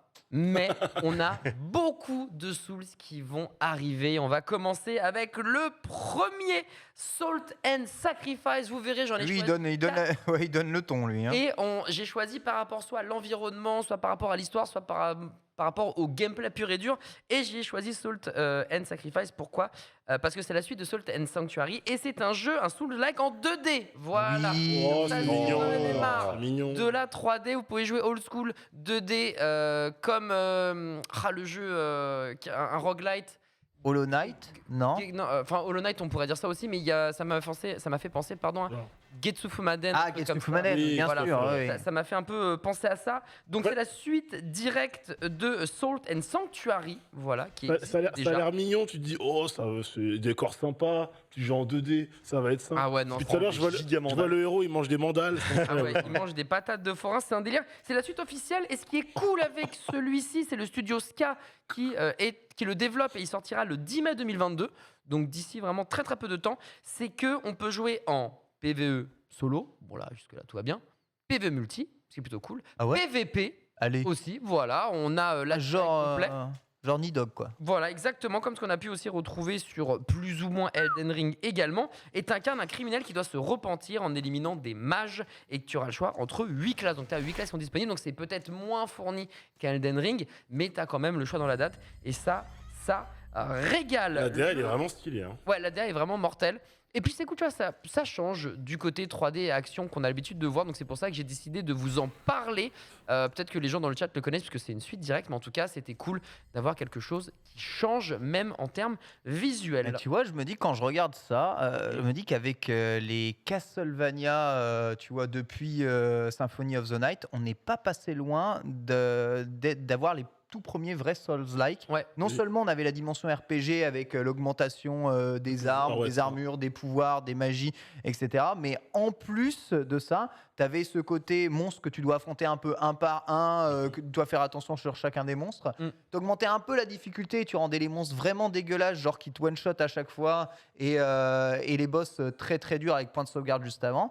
Et finalement, tu avais tout ce qui faisait l'âme un peu d'un Souls-like en 2 dimensions. Ouais, très clairement. Bah, c'est pour ça que quand on parlait de Zelda et des Tortues Ninja sur NES, on rigole. Mais Zelda, on n'est pas loin quand même. Ouais. On est, Zelda, c'était bien dur. Hein. Clairement. On n'est pas trop loin. Le deuxième, alors lui, l'univers m'a grave plu, c'est Lies of P. C'est NeoWiz qui développe ça. Et le P, je me disais, mais qu'est-ce que c'est que ça en fait, le mensonge de P? Eh bien, c'est tout simplement en rapport avec Pinocchio. Voilà. Allez, tout simplement. Ah, mais ça, c'est un univers glauque de ouf, hein, Pinocchio. C'est totalement glucose. Ah ouais, c'est glucose, ouais, c'est glucose totalement 100%. glucose. C'est un mélange entre Pinocchio, BioShock et Bloodborne. Donc voilà. Putain, il est devenu mature, Pinocchio. Hein. Ah, mais, et puis c'est pas le Pinocchio de Disney, hein, très clairement. C'est un mensonge. Pinocchio de Disney, c'est beaucoup trop édulcoré, beaucoup trop mignon. C'est méga glauque. Et c'est déjà triste. Un mec qui essaie de faire prendre de la drogue à Pinocchio, qui est censé avoir 4 ans, franchement c'est glauque. Ensuite il le réduit en esclavage, c'est horrible un Pinocchio en vrai. Le conte original a été créé par Carlo Collodi et c'est un hymne à n'ayez pas d'enfants. Voilà, c'est plus ou moins ça.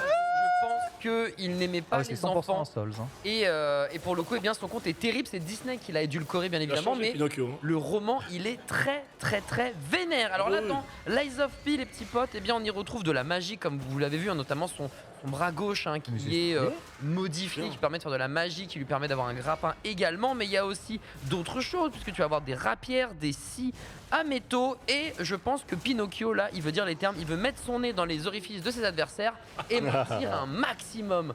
Voilà à mon avis ce que Pinocchio veut faire avec tous ses adversaires. C'est hyper sombre.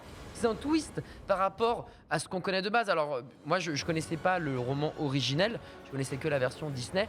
Je suis sûr dans le chat il y a des gens qui connaissaient évidemment le côté très sombre de la base du truc. Il y a eu un film aussi après derrière en live action genre. Ouais, de Pinocchio. Peut-être. Je l'ai pas vu. J'ai regardé Dumbo il y a pas longtemps. En live action terrible. Il me semble qu'il y avait un film Pinocchio. Est-ce qu'on s'emmerde? Ok, il arrive. Merci Polo pour l'info. Donc voilà, côté beaucoup plus glauque, ça vous fait, si vous connaissez que Disney, bah, hop, ça vous permet de voir vraiment les choses différemment. Il y a une fenêtre de sortie du jeu ou pas 2023. Ok. Voilà, normalement, ça serait en 2023. Avant-dernier Souls-like pour 2022/2023. Celui-ci, j'ai choisi... Alors, parce que l'univers, voilà, j'ai entendu Wukong, j'ai fait, je veux savoir ce que c'est, mais il n'y a pas que ça, et ça, pour le coup, ça m'a vraiment fait kiffer. Black Myth Wukong du studio chinois Game Science qui est prévu. Ça vous parle évidemment des aventures du roi singe, hein, emblématique dieu de la mythologie chinoise. Et grosso modo, ce jeu est adoré depuis 2020. Donc on a des nouvelles disparates, mais bon, c'est un peu en stand-by pour le moment. Ah oui, exact, ce jeu-là, d'accord. Tu t'en souviens? Oui, c'est bon. C'est vieux, hein, les infos sont quand même très, très, très, très vieilles. Et on est sur un gameplay, une histoire qui vraiment colle parfaitement avec l'espièglerie de Wukong. On va avoir des transformations, on va avoir du multiclonage à la Naruto, on va avoir de la magie, tu vas avoir aussi la destruction d'environnement qui va être hyper mise en avant. Tu peux être furtif dans ton approche, tu peux en fait semer le boxon et te barrer, comme ça, bah voilà, ils se battent, et puis toi, t'as pas envie de te battre, donc tu bouges. Mais il y a aussi un truc qui est très très cool, et ça, c'est pas forcément l'apanage de tous les Souls-like, c'est qu'il y a un côté God of War. Et je m'explique, dans ce jeu Wukong, tu vas pouvoir te taper non pas avec 1 ou 2 ou 3 adversaires simultanément. Il y a des bails où parfois tu as 10 mecs en face de toi et tu vas les marave. Et ça, c'est quelque chose qui dois n'est sélectionner pas un peu, du tout j'avoue. commun dans un. Ça peut arriver de temps en temps, mais avoir 10 mecs que tu vas défoncer, sachant que des fois, un mec, tu galères, 2, c'est chaud, et 3, tu te dis, bon, va peut-être attendre que la nuit tombe et je vais passer par au-dessus. Non, non, là, tu y vas et puis tu peux les défoncer comme si tu jouais avec un God of War. Donc ça, c'est très, très, très cool. L'histoire est tirée du roman, et excuse-moi pour la prononciation, de Wu Cheng-en, La pérégrination vers l'ouest. Et voilà, on va dire que peut-être du côté des Souls-like, c'est le plus, je vais pas dire bourrin, mais qui te laisse plein d'options par rapport à des Souls-like totalement traditionnels. Et graphiquement, c'est très joli aussi. J'avoue, moi, la DA, l'univers, etc. Ça. C'est un Pokémon. Quel Pokémon ce serait? Ouais, ça ressemble beaucoup à un monstre qu'on pourrait voir dans Monster Hunter, c'est assez stylé. Ouais, mais c'est ça qui est très fort avec les studios chinois modernes, c'est que comme les studios japonais d'époque, ils savent s'inspirer de ce qui se fait aujourd'hui dans le jeu vidéo et de mettre par-dessus leur patte de développeurs chinois et leur univers totalement unique. Ils donnent des jeux très inspirés certes, mais avec une grande force de l'Asie qu'on retrouve, je trouve, notamment dans la cuisine japonaise, quand ils s'amusent à faire des pâtisseries franco-japonaises, etc. Bah, tu tombes sur des dingueries. Mori Yoshida, qui a une boulangerie-pâtisserie dans Paname, fait des Paris-Brest citron, fait des roulés au fraisier, en plus avec vraiment un nom qui veut plus ou moins rien dire. Et tu retrouves tout le côté moelleux, nuageux quand tu vas au Japon et que t'as pas forcément ici. On est des trucs quand même plus gras et conséquents. Est-ce qu'on a des nouvelles de ce jeu? C'est vraiment mythique. Non. Pas trop de nouvelles. 2023, peut-être, voilà. Quand je vois ça, j'ai grave envie d'y jouer, perso. Mais... Bah ouais, le jeu est stylé. Hein. On croise les doigts pour 2023. Et enfin, le tout dernier titre que je voulais mettre en avant devait être français. Devait être français. Il devait être bleu, blanc, rouge. Il s'agit de Steel Rising, un jeu du studio Spiders. Spiders, je sais plus s'ils sont lyonnais, j'ai un doute là-dessus, mais en tout cas, c'est un studio français qui a décidé, en plus de ça, de faire une uchronie dans Paris durant la Révolution française. Mais alors là, vraiment, le fanboy est à son comble. Donc, on est en 1789, c'est la Révolution, c'est le bordel, etc. Et on va incarner une héroïne qui n'est d'autre qu'un automate finalement. Voilà, la personne que l'on voit en premier plan qui vient de tirer un gros coup de... let's go. Je sais plus comment ça s'appelle cette arme, de tromblon. Le tromblon, ouais. Voilà, et qui va avoir dans quelques instants un moyen de défense assez parti. Regardez, attention. Vas-y ma petite madame, voilà, qui a un petit bouclier à la fraîche. Eh bien, est envoyé par Marie-Antoinette. Bien sûr. Incroyable, c'est Marie-Antoinette elle-même qui a décidé d'envoyer cet automate qui s'appelle Aegis pour, eh bien, aller... on va dire savater le roi et stopper ce règne de la terreur et empêcher la révolution d'arriver. C'est stylé la DA en vrai. Et la DA est très très cool. Après le côté Nier Automata, Nier Automata full automate par contre. Là c'est robot à 200%. On y trouve du coup pas mal de dispositifs. On va dire sympatoche. J'ai l'impression que le bouclier est presque intégré finalement à cet automate. Mais vous voyez les barres de vie qu'on connaît avec les points de dégâts qui s'affichent, le système de roulade. C'est incroyable comme on reconnaît un Souls-like dès qu'on en voit un. Clairement. En fait. Et lui, je le trouve peut-être. J'ai l'impression qu'elle a un mouvement, notamment dans ses sauts, qui est beaucoup plus léger ou plus agressif, on va dire ça. Mais il ne restera pas moins, évidemment, au-delà d'être beau, exigeant et challengeant. C'est la promesse du studio français. Et ça, c'est prévu pour juin 2022. Donc, ouf, d'accord, oui, quand même. Tout proche. Il y en a encore d'autres des Souls-like, mais voici ma sélection pour cette année et l'année prochaine. J'espère qu'elle vous aura plu. Très très bien, merci beaucoup Adibou, bonne sélection. En fait, il y en a plein que j'avais totalement oublié. J'espère que Wukong redonnera évidemment de ses nouvelles. Il nous reste déjà trop peu de temps, on va donc enchaîner avec le reste de l'actu en brève. Et toi, mon bon Anix, c'est parti, les brèves.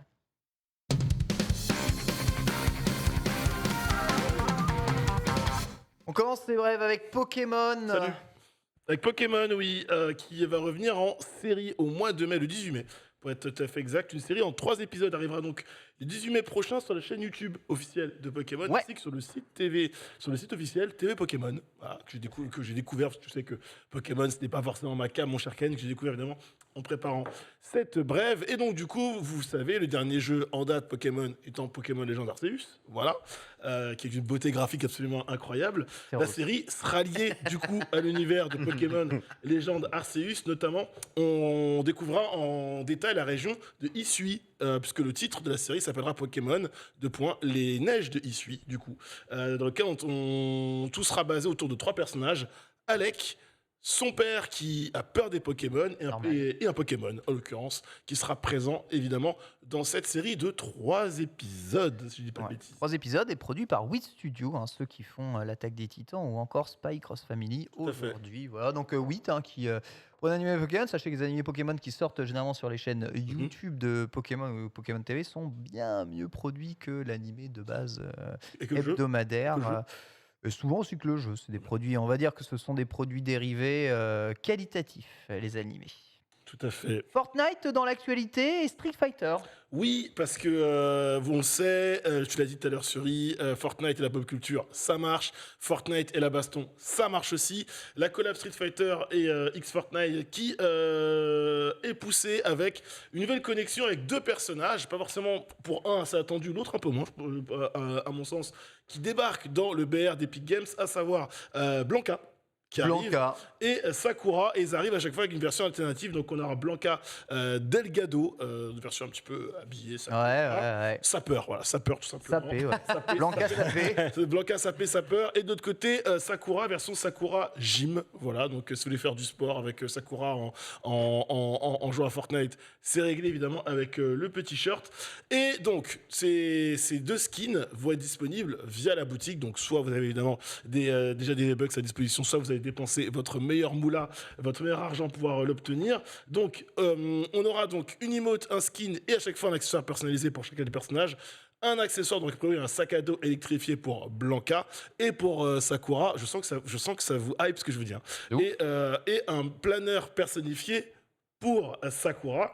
Ce qu'il faut savoir, là où c'est un peu honteux, c'est qu'il y a également une coupe Blanca Sakura qui va être mise à disposition, un événement qui sera jouable pour gagner un écran de chargement.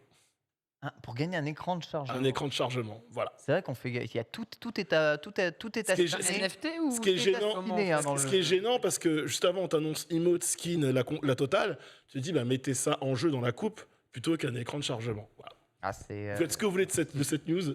En C'est tout cas, important. Capcom fait tout son possible pour essayer de rendre la licence Street Fighter et ses personnages emblématiques toujours bien connus auprès d'un public plus jeune et différent. Magic l'Assemblée notamment a eu il y a pas longtemps un Secret Lair Street Fighter Oui. que j'ai acheté évidemment avec Chun-Li, Blanca, Zangief en carte Magic en fait. Summoners Wars l'année voilà. dernière aussi, donc ouais. C'est trop bien. Moi cette news elle me ravit. La fin bon c'est pas opti, mais je suis trop contente. C'est À la des fin, il trucs n'est pas qui font petit, Naruto. un écran de chargement sur une compète, alors tu peux gagner les emotes, enfin Non, mais ça, le c'est fait pack avec le avant. cul. quoi. Ok, je suis Ouais. d'accord. Mais la news en elle-même d'avoir du Street Fighter sur Fortnite, c'est régalade. Moi, j'adore. C'est la régalade comme le film The Batman qui connaîtra une suite. Oui, parce qu'en ce moment, aux États-Unis, c'est le CinemaCon.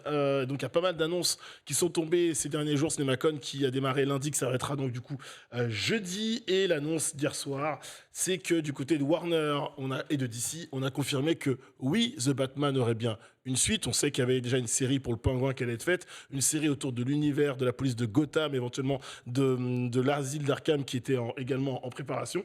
Et bien du coup, Matt Reeves est confirmé à la réalisation. Donc déjà, ça c'est gage de qualité. C'est quand même l'homme qui a fait du bien à ce Batman. Et Robert Pattinson est également confirmé dans le rôle de Bruce Wayne, aka le Chevalier Noir. Pas de Incroyable. date évidemment de sortie, pas de synopsis officiel, bien qu'on puisse imaginer qu'on verra l'ascension du pingouin, le reveal du Joker et peut-être un autre méchant. À voir. J'ai hâte de voir le film, j'ai toujours pas vu. Quoi? Ouais. Mais il serait temps, monsieur. Vous êtes en retard. J'attends Ah bah il attend le j'attends service qu'il VOD, soit, non? voilà, c'est ça. Eh oui. J'attends qu'il soit disponible ailleurs qu'au Cinoche. Bientôt le printemps du cinéma. 4 € la place, monsieur. Rien à foutre. Ça suffit. C'est vrai que c'était à 4 balles. C'est vrai. C'est vrai que c'était à 4 balles. On enchaîne? Ouais, on Avec- enchaîne avec quoi Game Freak, on va encore parler de Pokémon. Ouais, on va parler de Pokémon, parce que du côté de décidément. Game Freaks, bon, on le sait, Ma fière ici. A priori, on va avoir un autre jeu Pokémon d'ici la fin de l'année, donc Écarlate et Violet. Et alors que Arceus est sorti il y a peu de temps, la question était de se dire, attendez, en termes de délai de production, là, les développeurs, ils vont péter un câble. Alors, on rappelle encore qu'on a une période où on parle de crunch, il y a beaucoup de choses qui sortent et qui ne sortent pas sur les conditions de travail. Les démos PlayStation, le Game Pass, tu peux tout dire, les optimisations, etc., les portages. Bref, du côté de Game Freak, on a annoncé quelque chose d'assez important. On s'est décidé à adopter, à mettre en place en entreprise la semaine de travail de 4 jours. Allez. C'est-à-dire, en gros, que au lieu de travailler, évidemment, 5 jours par semaine et avoir 2 jours de repos, les employés pourront choisir un jour supplémentaire, jour qui ne sera pas rémunéré. La douille. Moins 20 donc du coup, il y aura une baisse de salaire et de moins 20%. La Forcément, semaine de 4 jours, si vous voulez. Voilà. Moi, je sais ce que ça veut dire, ça, au Japon.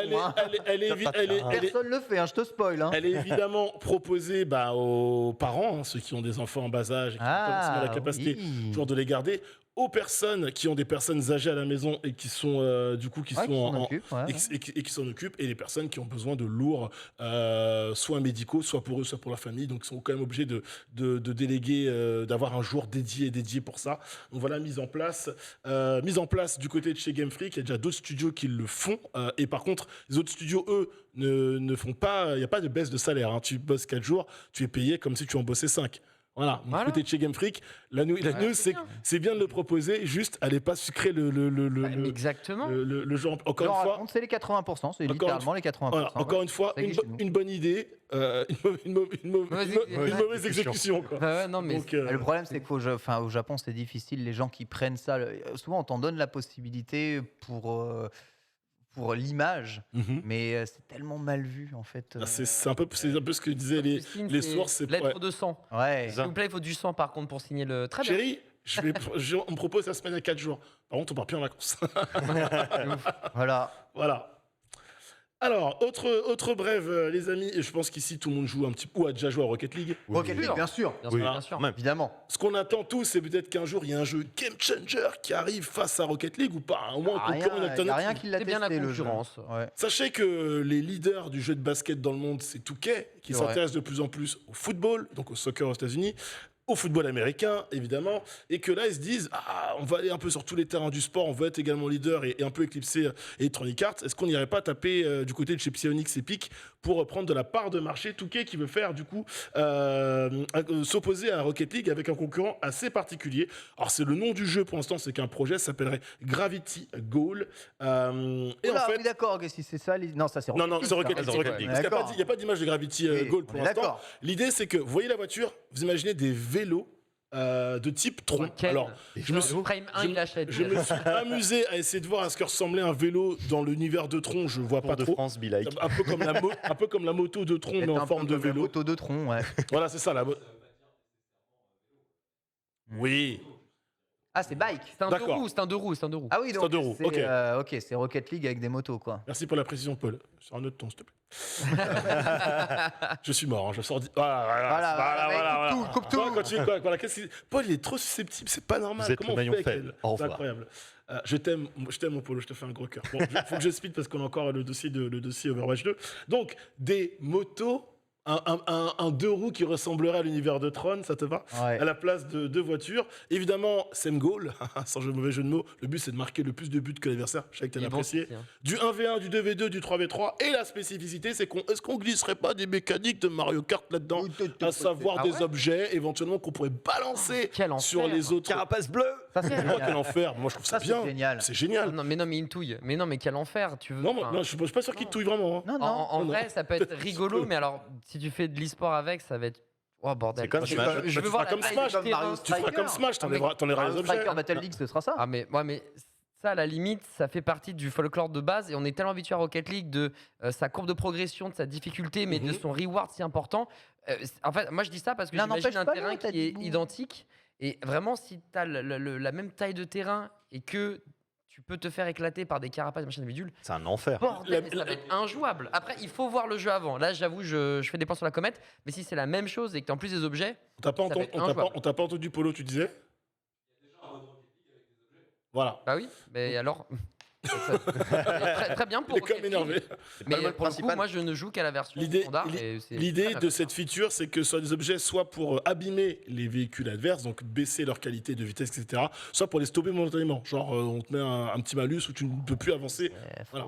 Si c'est random, j'espère que ça sera au moins pas random. Ouais, voilà. Parce que si tu Pour rajoutes l'instant, la LNG, alors pas là, plus- c'est- Pas plus d'infos sur Gravity Goal. C'est en alpha fermé depuis la fin d'année Arrête. dernière. Et a priori, ça va peut-être sortie prévue cette année sur console et sur PC et console Xbox. Voilà. Punaise, d'accord, ok, donc c'est bien avancé Gravity Gold, je m'en Évidemment, en Pas free to play du tout. logiquement.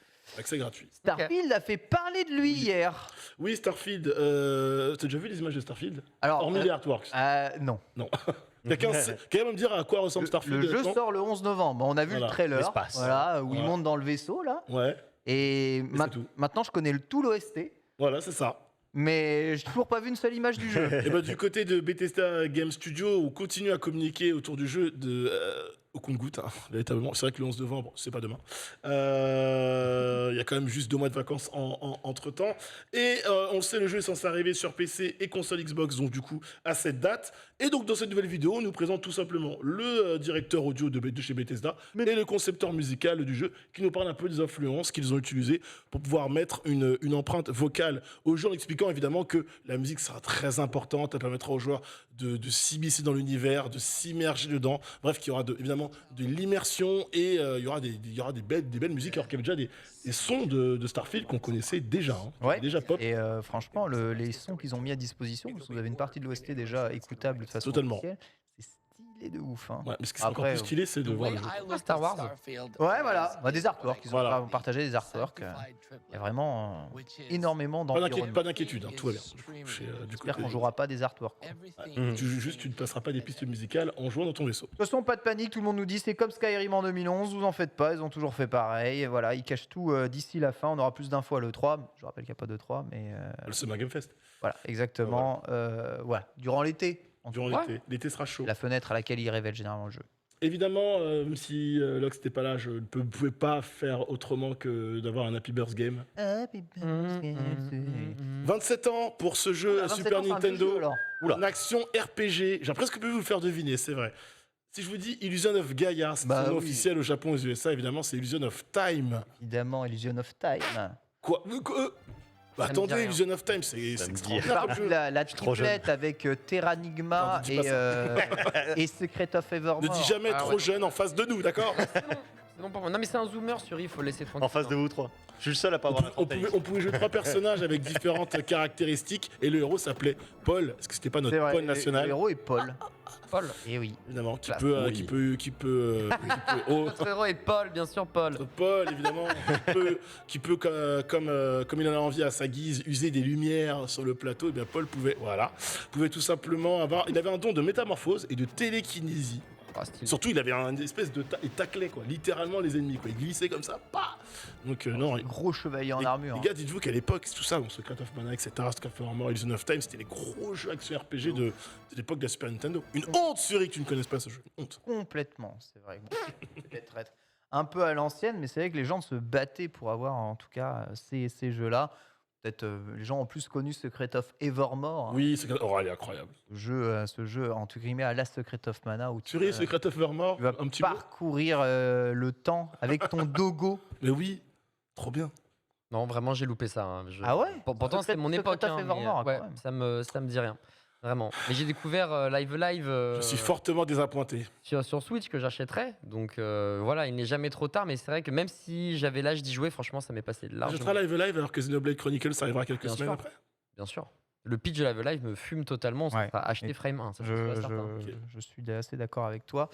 Beaucoup d'ailleurs pensent que Triangle Strategy est un des meilleurs scénarios de l'année. Hein. Je verrai si. Moi, on il m'a verra- régalé. Hein. On verra Vraiment. s'il gagne le titre, mais j'ai le même retour que sur Sortie Sentinel. Ceux qui l'ont fait trouvent ça formidable. Ouais. On va passer à la chronique du jour, évidemment. Vous le savez, un autre dossier est consacré à Overwatch 2. Ils ont joué, ils ont testé, ils ont vaincu, ils vont tout. Ils sont nous fatigués, dire, hein, tu peux le c'est ça, dire. ils sont Un peu. fatigués. On va lancer le jingle et je laisse Suri, évidemment, vous abreuver de tout son savoir extraordinaire sur le jeu. C'est parti.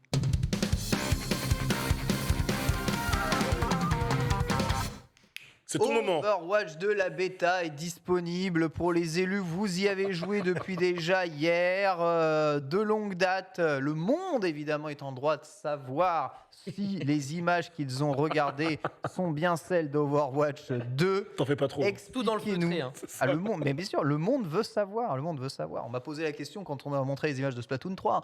C'est normal. Voilà. À un moment, on veut savoir ce que ça vaut, tellement attendu. Et là, c'est du multi. Parle-nous et dis-nous tout, Suri. Déjà, on va poser le contexte un petit peu de cette bêta Overwatch 2. La bêta, c'est quoi? C'est une pré-version. Donc déjà, il faut avoir ça en tête. Ça va être très important pour la suite parce qu'on a vu pas mal de réactions depuis hier. Donc, on est en bêta test, c'est le cas de le dire. Combien de temps? C'est une toute première bêta fermée qui va durer 3 semaines, a priori. Ça va jusqu'au 17 mai. Donc, vous pouvez avoir accès jusqu'à ce moment-là. Peut-être que ça va bouger un petit peu. Et ce ne sera pas la dernière. C'est-à-dire que ça va être une longue série de plusieurs bêtas qui vont s'enchaîner pour pouvoir tester progressivement des nouveautés. Et vous le voyez, voici le contenu de cette bêta. L'arrivée du 5 contre 5, le nouveau héros Sojourn, les maps d'Overwatch 1, mais aussi 4 nouvelles cartes, le nouveau mode push qui va venir remplacer les cartes assaut, les fameuses 2 CP pour ceux qui connaissent, et bien sûr des reworks comme Orisa, Doomfist qu'on a pu voir, et le système de ping. Alors, pour y avoir accès, c'est très simple. Si vous voulez tester Overwatch 2, vous avez juste à vous rendre sur certains streams partenaires ce soir, entre 19h et 3h du matin. Vous avez juste à mettre le stream et 4 heures, attendre quoi. 4 4 heures, heures, ok. et c'est bon, vous allez avoir l'accès garanti. C'est Blizzard qui le dit, accès garanti. Alors, normalement, il faut avoir une version d'Overwatch 1 qu'on ait acheté.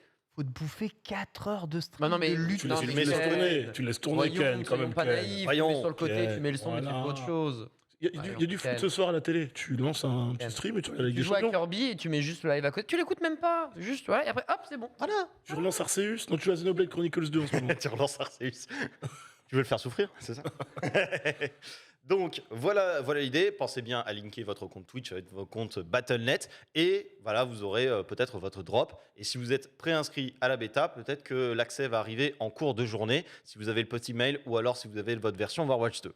Donc maintenant, le tout, c'est de voir qu'est-ce que ça donne en Attends, jeu. je te coupe donc. Admettons, j'ai pas installé Overwatch 1, je pourrais quand même accéder à la bêta, quoi qu'il arrive. Si tu as une licence Overwatch 1. Donc, c'est-à-dire si tu as acheté Overwatch 1, même s'il n'est pas installé. Ok. Donc, faut juste que t'aies acheté. Je suis obligé d'avoir Overwatch 1 pour tester la bêta du 2. Oui. Donc c'est pas un nouveau jeu. C'est. Quoi? Pourquoi c'est pas un nouveau jeu? Il est pas à côté le jeu? C'est pas un autre jeu? Non, en fait, Overwatch 2, quand t'as Overwatch 1, tu vas passer directement sur Overwatch 2. Mais pourquoi ils me font pas télécharger Overwatch 2 tout de suite? Pourquoi j'ai besoin du 1 pour jouer au 2? Par rapport à la bêta, bah pour le coup, j'avoue, je C'est sais le choix pas. de Blizzard. C'est le choix de Blizzard. Ça, je peux pas te donner de raison, mais c'est le choix de Blizzard. Écoute. Donc c'est pas gratuit. C'est. Ah ouais, attends, Overwatch- si, attends, dans son univers, Il est effectivement, en train de c'est pas prier, là. gratuit. Dans son univers. Effectivement, Dans c'est son pas gratuit univers, parce c'est que- pas gratuit. ouais, parce qu'il faut avoir Overwatch 1 de base et comme Overwatch 1 tu l'as payé parce qu'il n'y a aucun monde tu peux l'avoir gratuitement sauf si on te l'offre. Donc oui, effectivement, c'est pas gratuit parce que tu dois avoir la version d'Overwatch que tu as payée. C'est important de le dire. C'est très Ah. important de le dire. Merci Ken. Mais c'était important. Non, Par c'est pas exemple, une couille, c'est important. par exemple, je ne peux pas jouer à cette bêta. J'ai Pareil. pas acheté Overwatch 1. Ma femme a Overwatch 1, Ah bah voilà. mais je n'ai pas Overwatch 1. Donc j'ai pas accès à la Emprunte-lui bêta le du 2. compte et on joue ensemble ce soir. Donc Et voilà. ça s'adresse qu'aux vrais fans, cette bêta. T'as pas répondu. Aux fans, aux s'adresse, curieux. Parce qu'il voilà, y a aux fans pas mal de curieux. personnes qui ont Overwatch. En fait, Overwatch a pas mal été délaissé et a raison après 3 ans d'absence totale de Blizzard. Mais il y a quand même beaucoup de personnes qui ont Overwatch. Je sais pas sur le chat d'ailleurs si les gens ont Overwatch 1.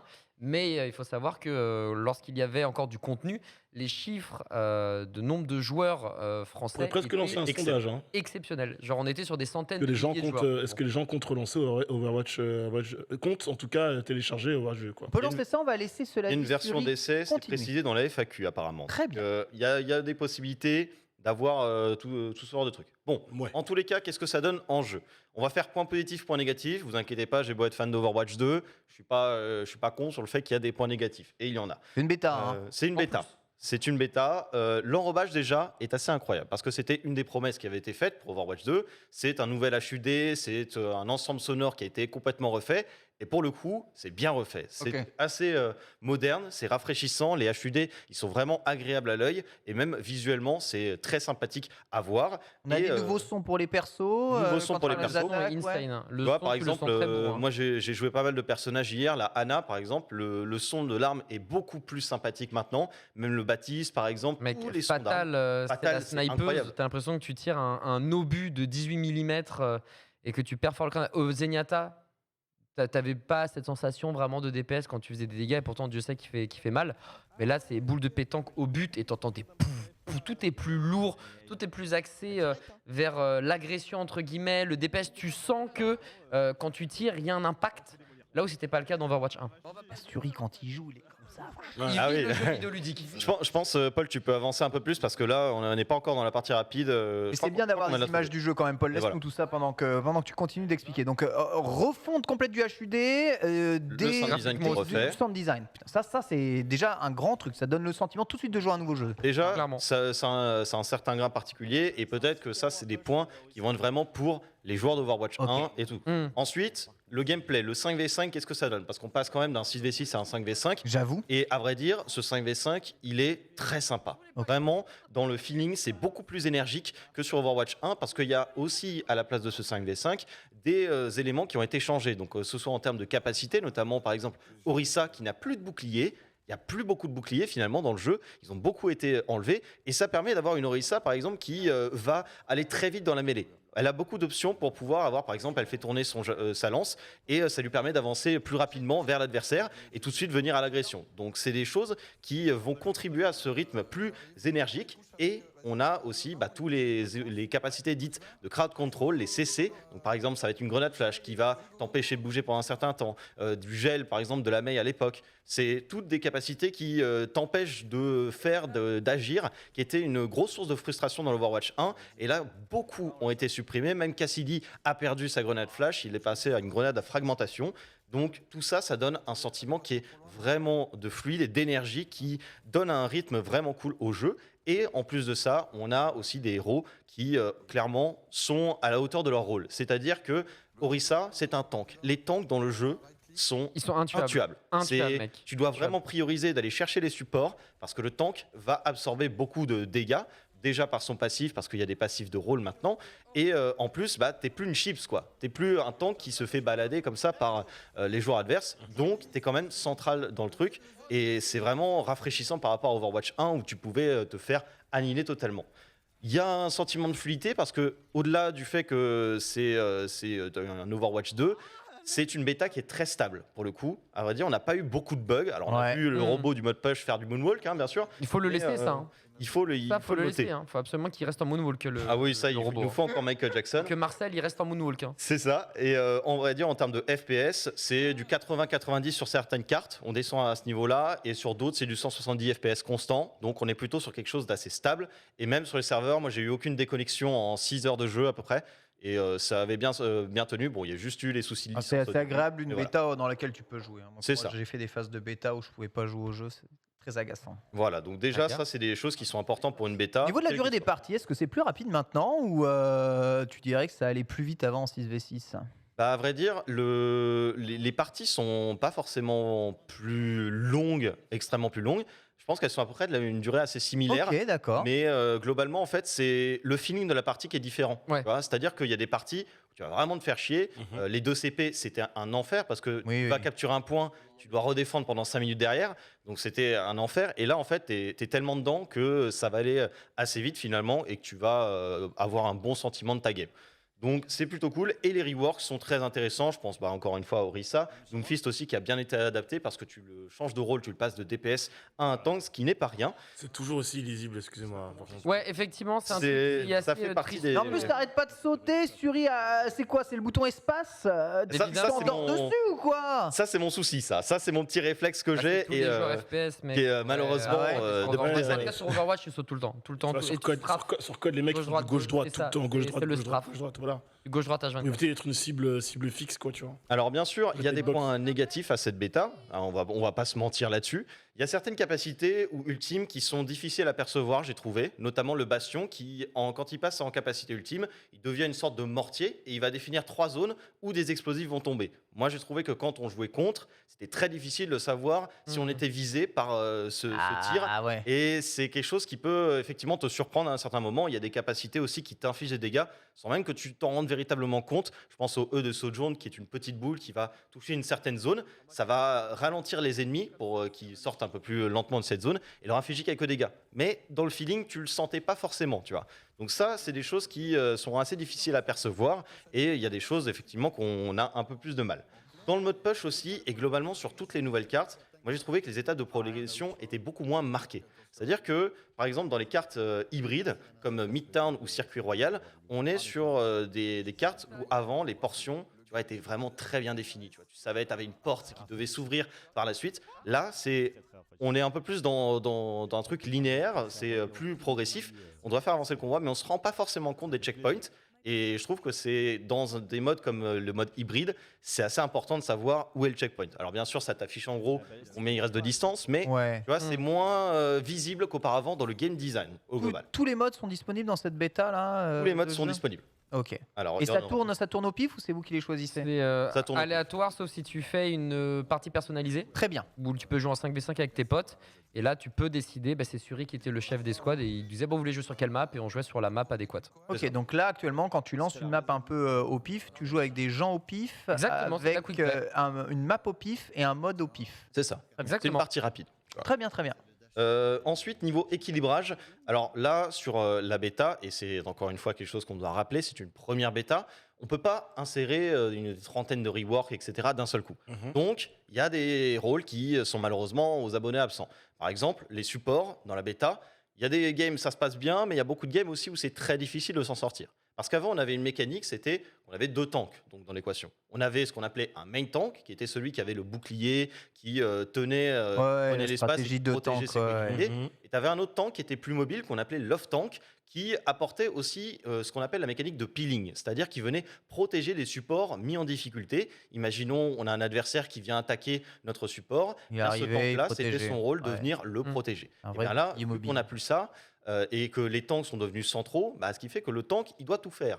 Et il ne peut pas véritablement sortir de la ligne de front, donc les supports ont moins de protection. Surtout que des reworks n'ont pas encore été insérés pour ces derniers, donc certains héros avec des reworks sont pour l'instant un peu plus au-dessus de la moyenne, comme Orisa par exemple, mais aussi Doomfist. Doomfist, vu qu'il est passé en tank et qu'il a reçu ses améliorations, il y a encore des équilibrages, des tweaks à faire pour avoir quelque chose d'équilibré. Sojourn aussi, nouveau héros, avec un DPS assez fort et qui n'est pas forcément assez facile à viser. Donc il y a toute la partie où on doit s'habituer à ce nouveau héros, mais il y a aussi une partie elle est très très forte, elle va se charger rapidement avec son tir en tirant par exemple sur un tank. Elle va charger une certaine énergie et cette énergie, ça va lui permettre d'utiliser son clic droit qui est un railgun classique Quake qui envoie un laser et tu te charges à 100. Si tu es chargé à 100, tu peux headshot un adversaire et il sera mort. Tu vois, 150-200 PV d'un coup.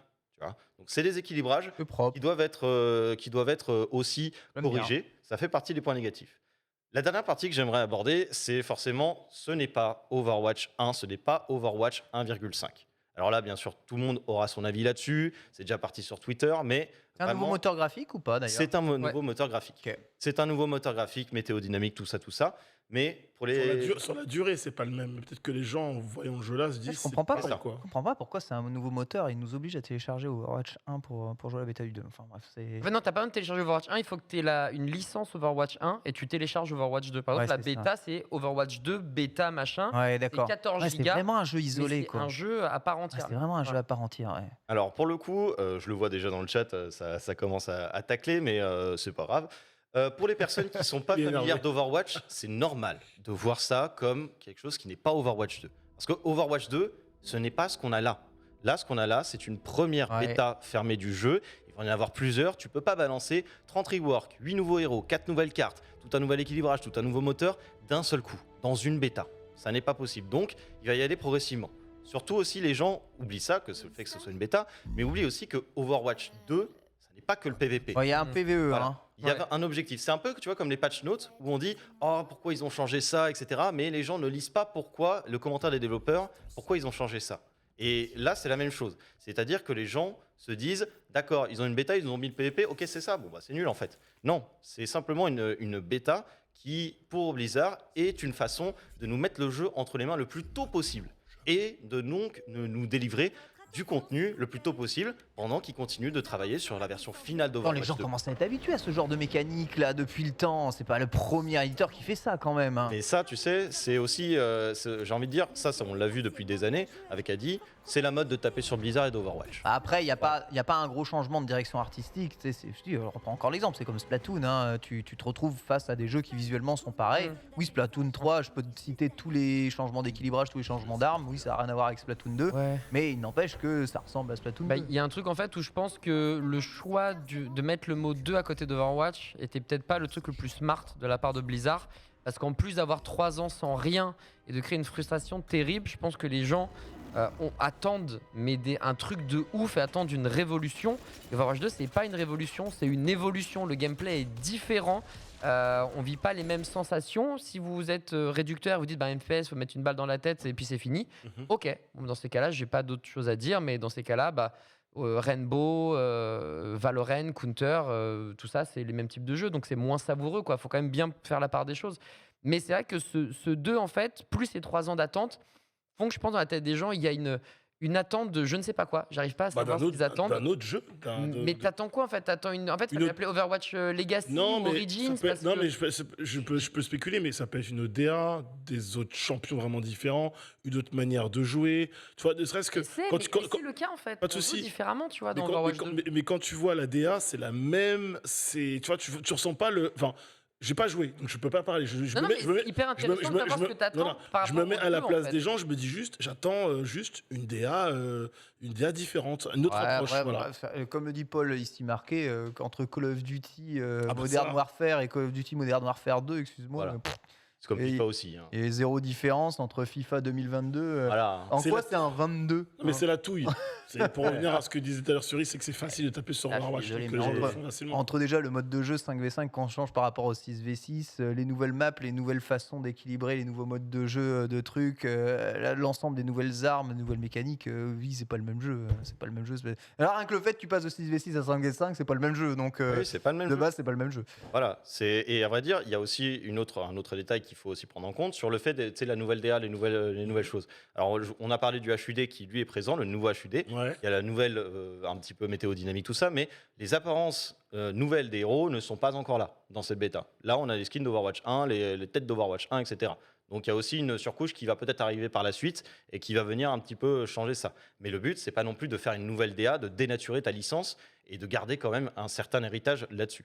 Et vraiment, c'est pour les gens qui prendront le temps de jouer au jeu, de le tester. Ça n'est pas un DLC, ça n'est pas tout ça, mais les gens voudront dire que c'est un DLC. Juste pour la sortie finale du jeu, est-ce que ce PVP sera disponible en free-to-play en dehors de l'achat d'Overwatch 2 ou non? On n'a pas l'info, on espère que Blizzard va changer son fusil d'épaule et qu'il y aura un Battle Pass, évidemment, et qu'on aura plein de trucs cool tout au long de l'année et du contenu tout le temps, mais pour le moment, c'est pas officialisé. Le seul truc qui sera payant, ça sera Overwatch PVE. Normalement, si vous avez Overwatch 1, Overwatch 2 sera tout de suite implémenté. Oui, et ça sera. Il faut le 1, cela dit, il faut le 1. Exactement. Sinon, il faudra payer Overwatch 2. Et tu vois, par exemple, dans le chat, je vois marquer il manque beaucoup de nouvelles maps et d'autres champions. Un nouveau champion, c'est trop peu. C'est normal, c'est la première bêta. C'est la première bêta. Il y en a au moins 5 de prévus des nouveaux champions. C'est juste que malheureusement, il faut être patient. Mais après 3 ans d'attente, je peux comprendre que les gens soient impatients. Et c'est pas la totalité d'Overwatch 2, surtout que les bêtas vont s'enchaîner. Et là, on parle de 3 semaines de bêta. On ne sait pas encore quel va être le rythme. Finalement, est-ce que ça va faire 3 semaines, une semaine de pause, et ça y est, hop, déjà un nouveau héros, etc. Il y a pas mal de choses. En tout cas, si vous voulez tester la bêta d'Overwatch 2, c'est en distribution sur les streams des streamers partenaires dès ce soir à partir de 19h. Tout à l'heure, 3h. Ne manquez pas, notamment sur le stream d'Adibou ou de Suri par exemple. Ce lunch play tout ça à sa fin. Merci mon Anix, Suri, Adibou. Merci à tous de nous avoir suivis. On vous embrasse très fort. Gros jour d'Overwatch. On se retrouve demain, bien entendu, pour un nouveau lunch play. Bisous à tous.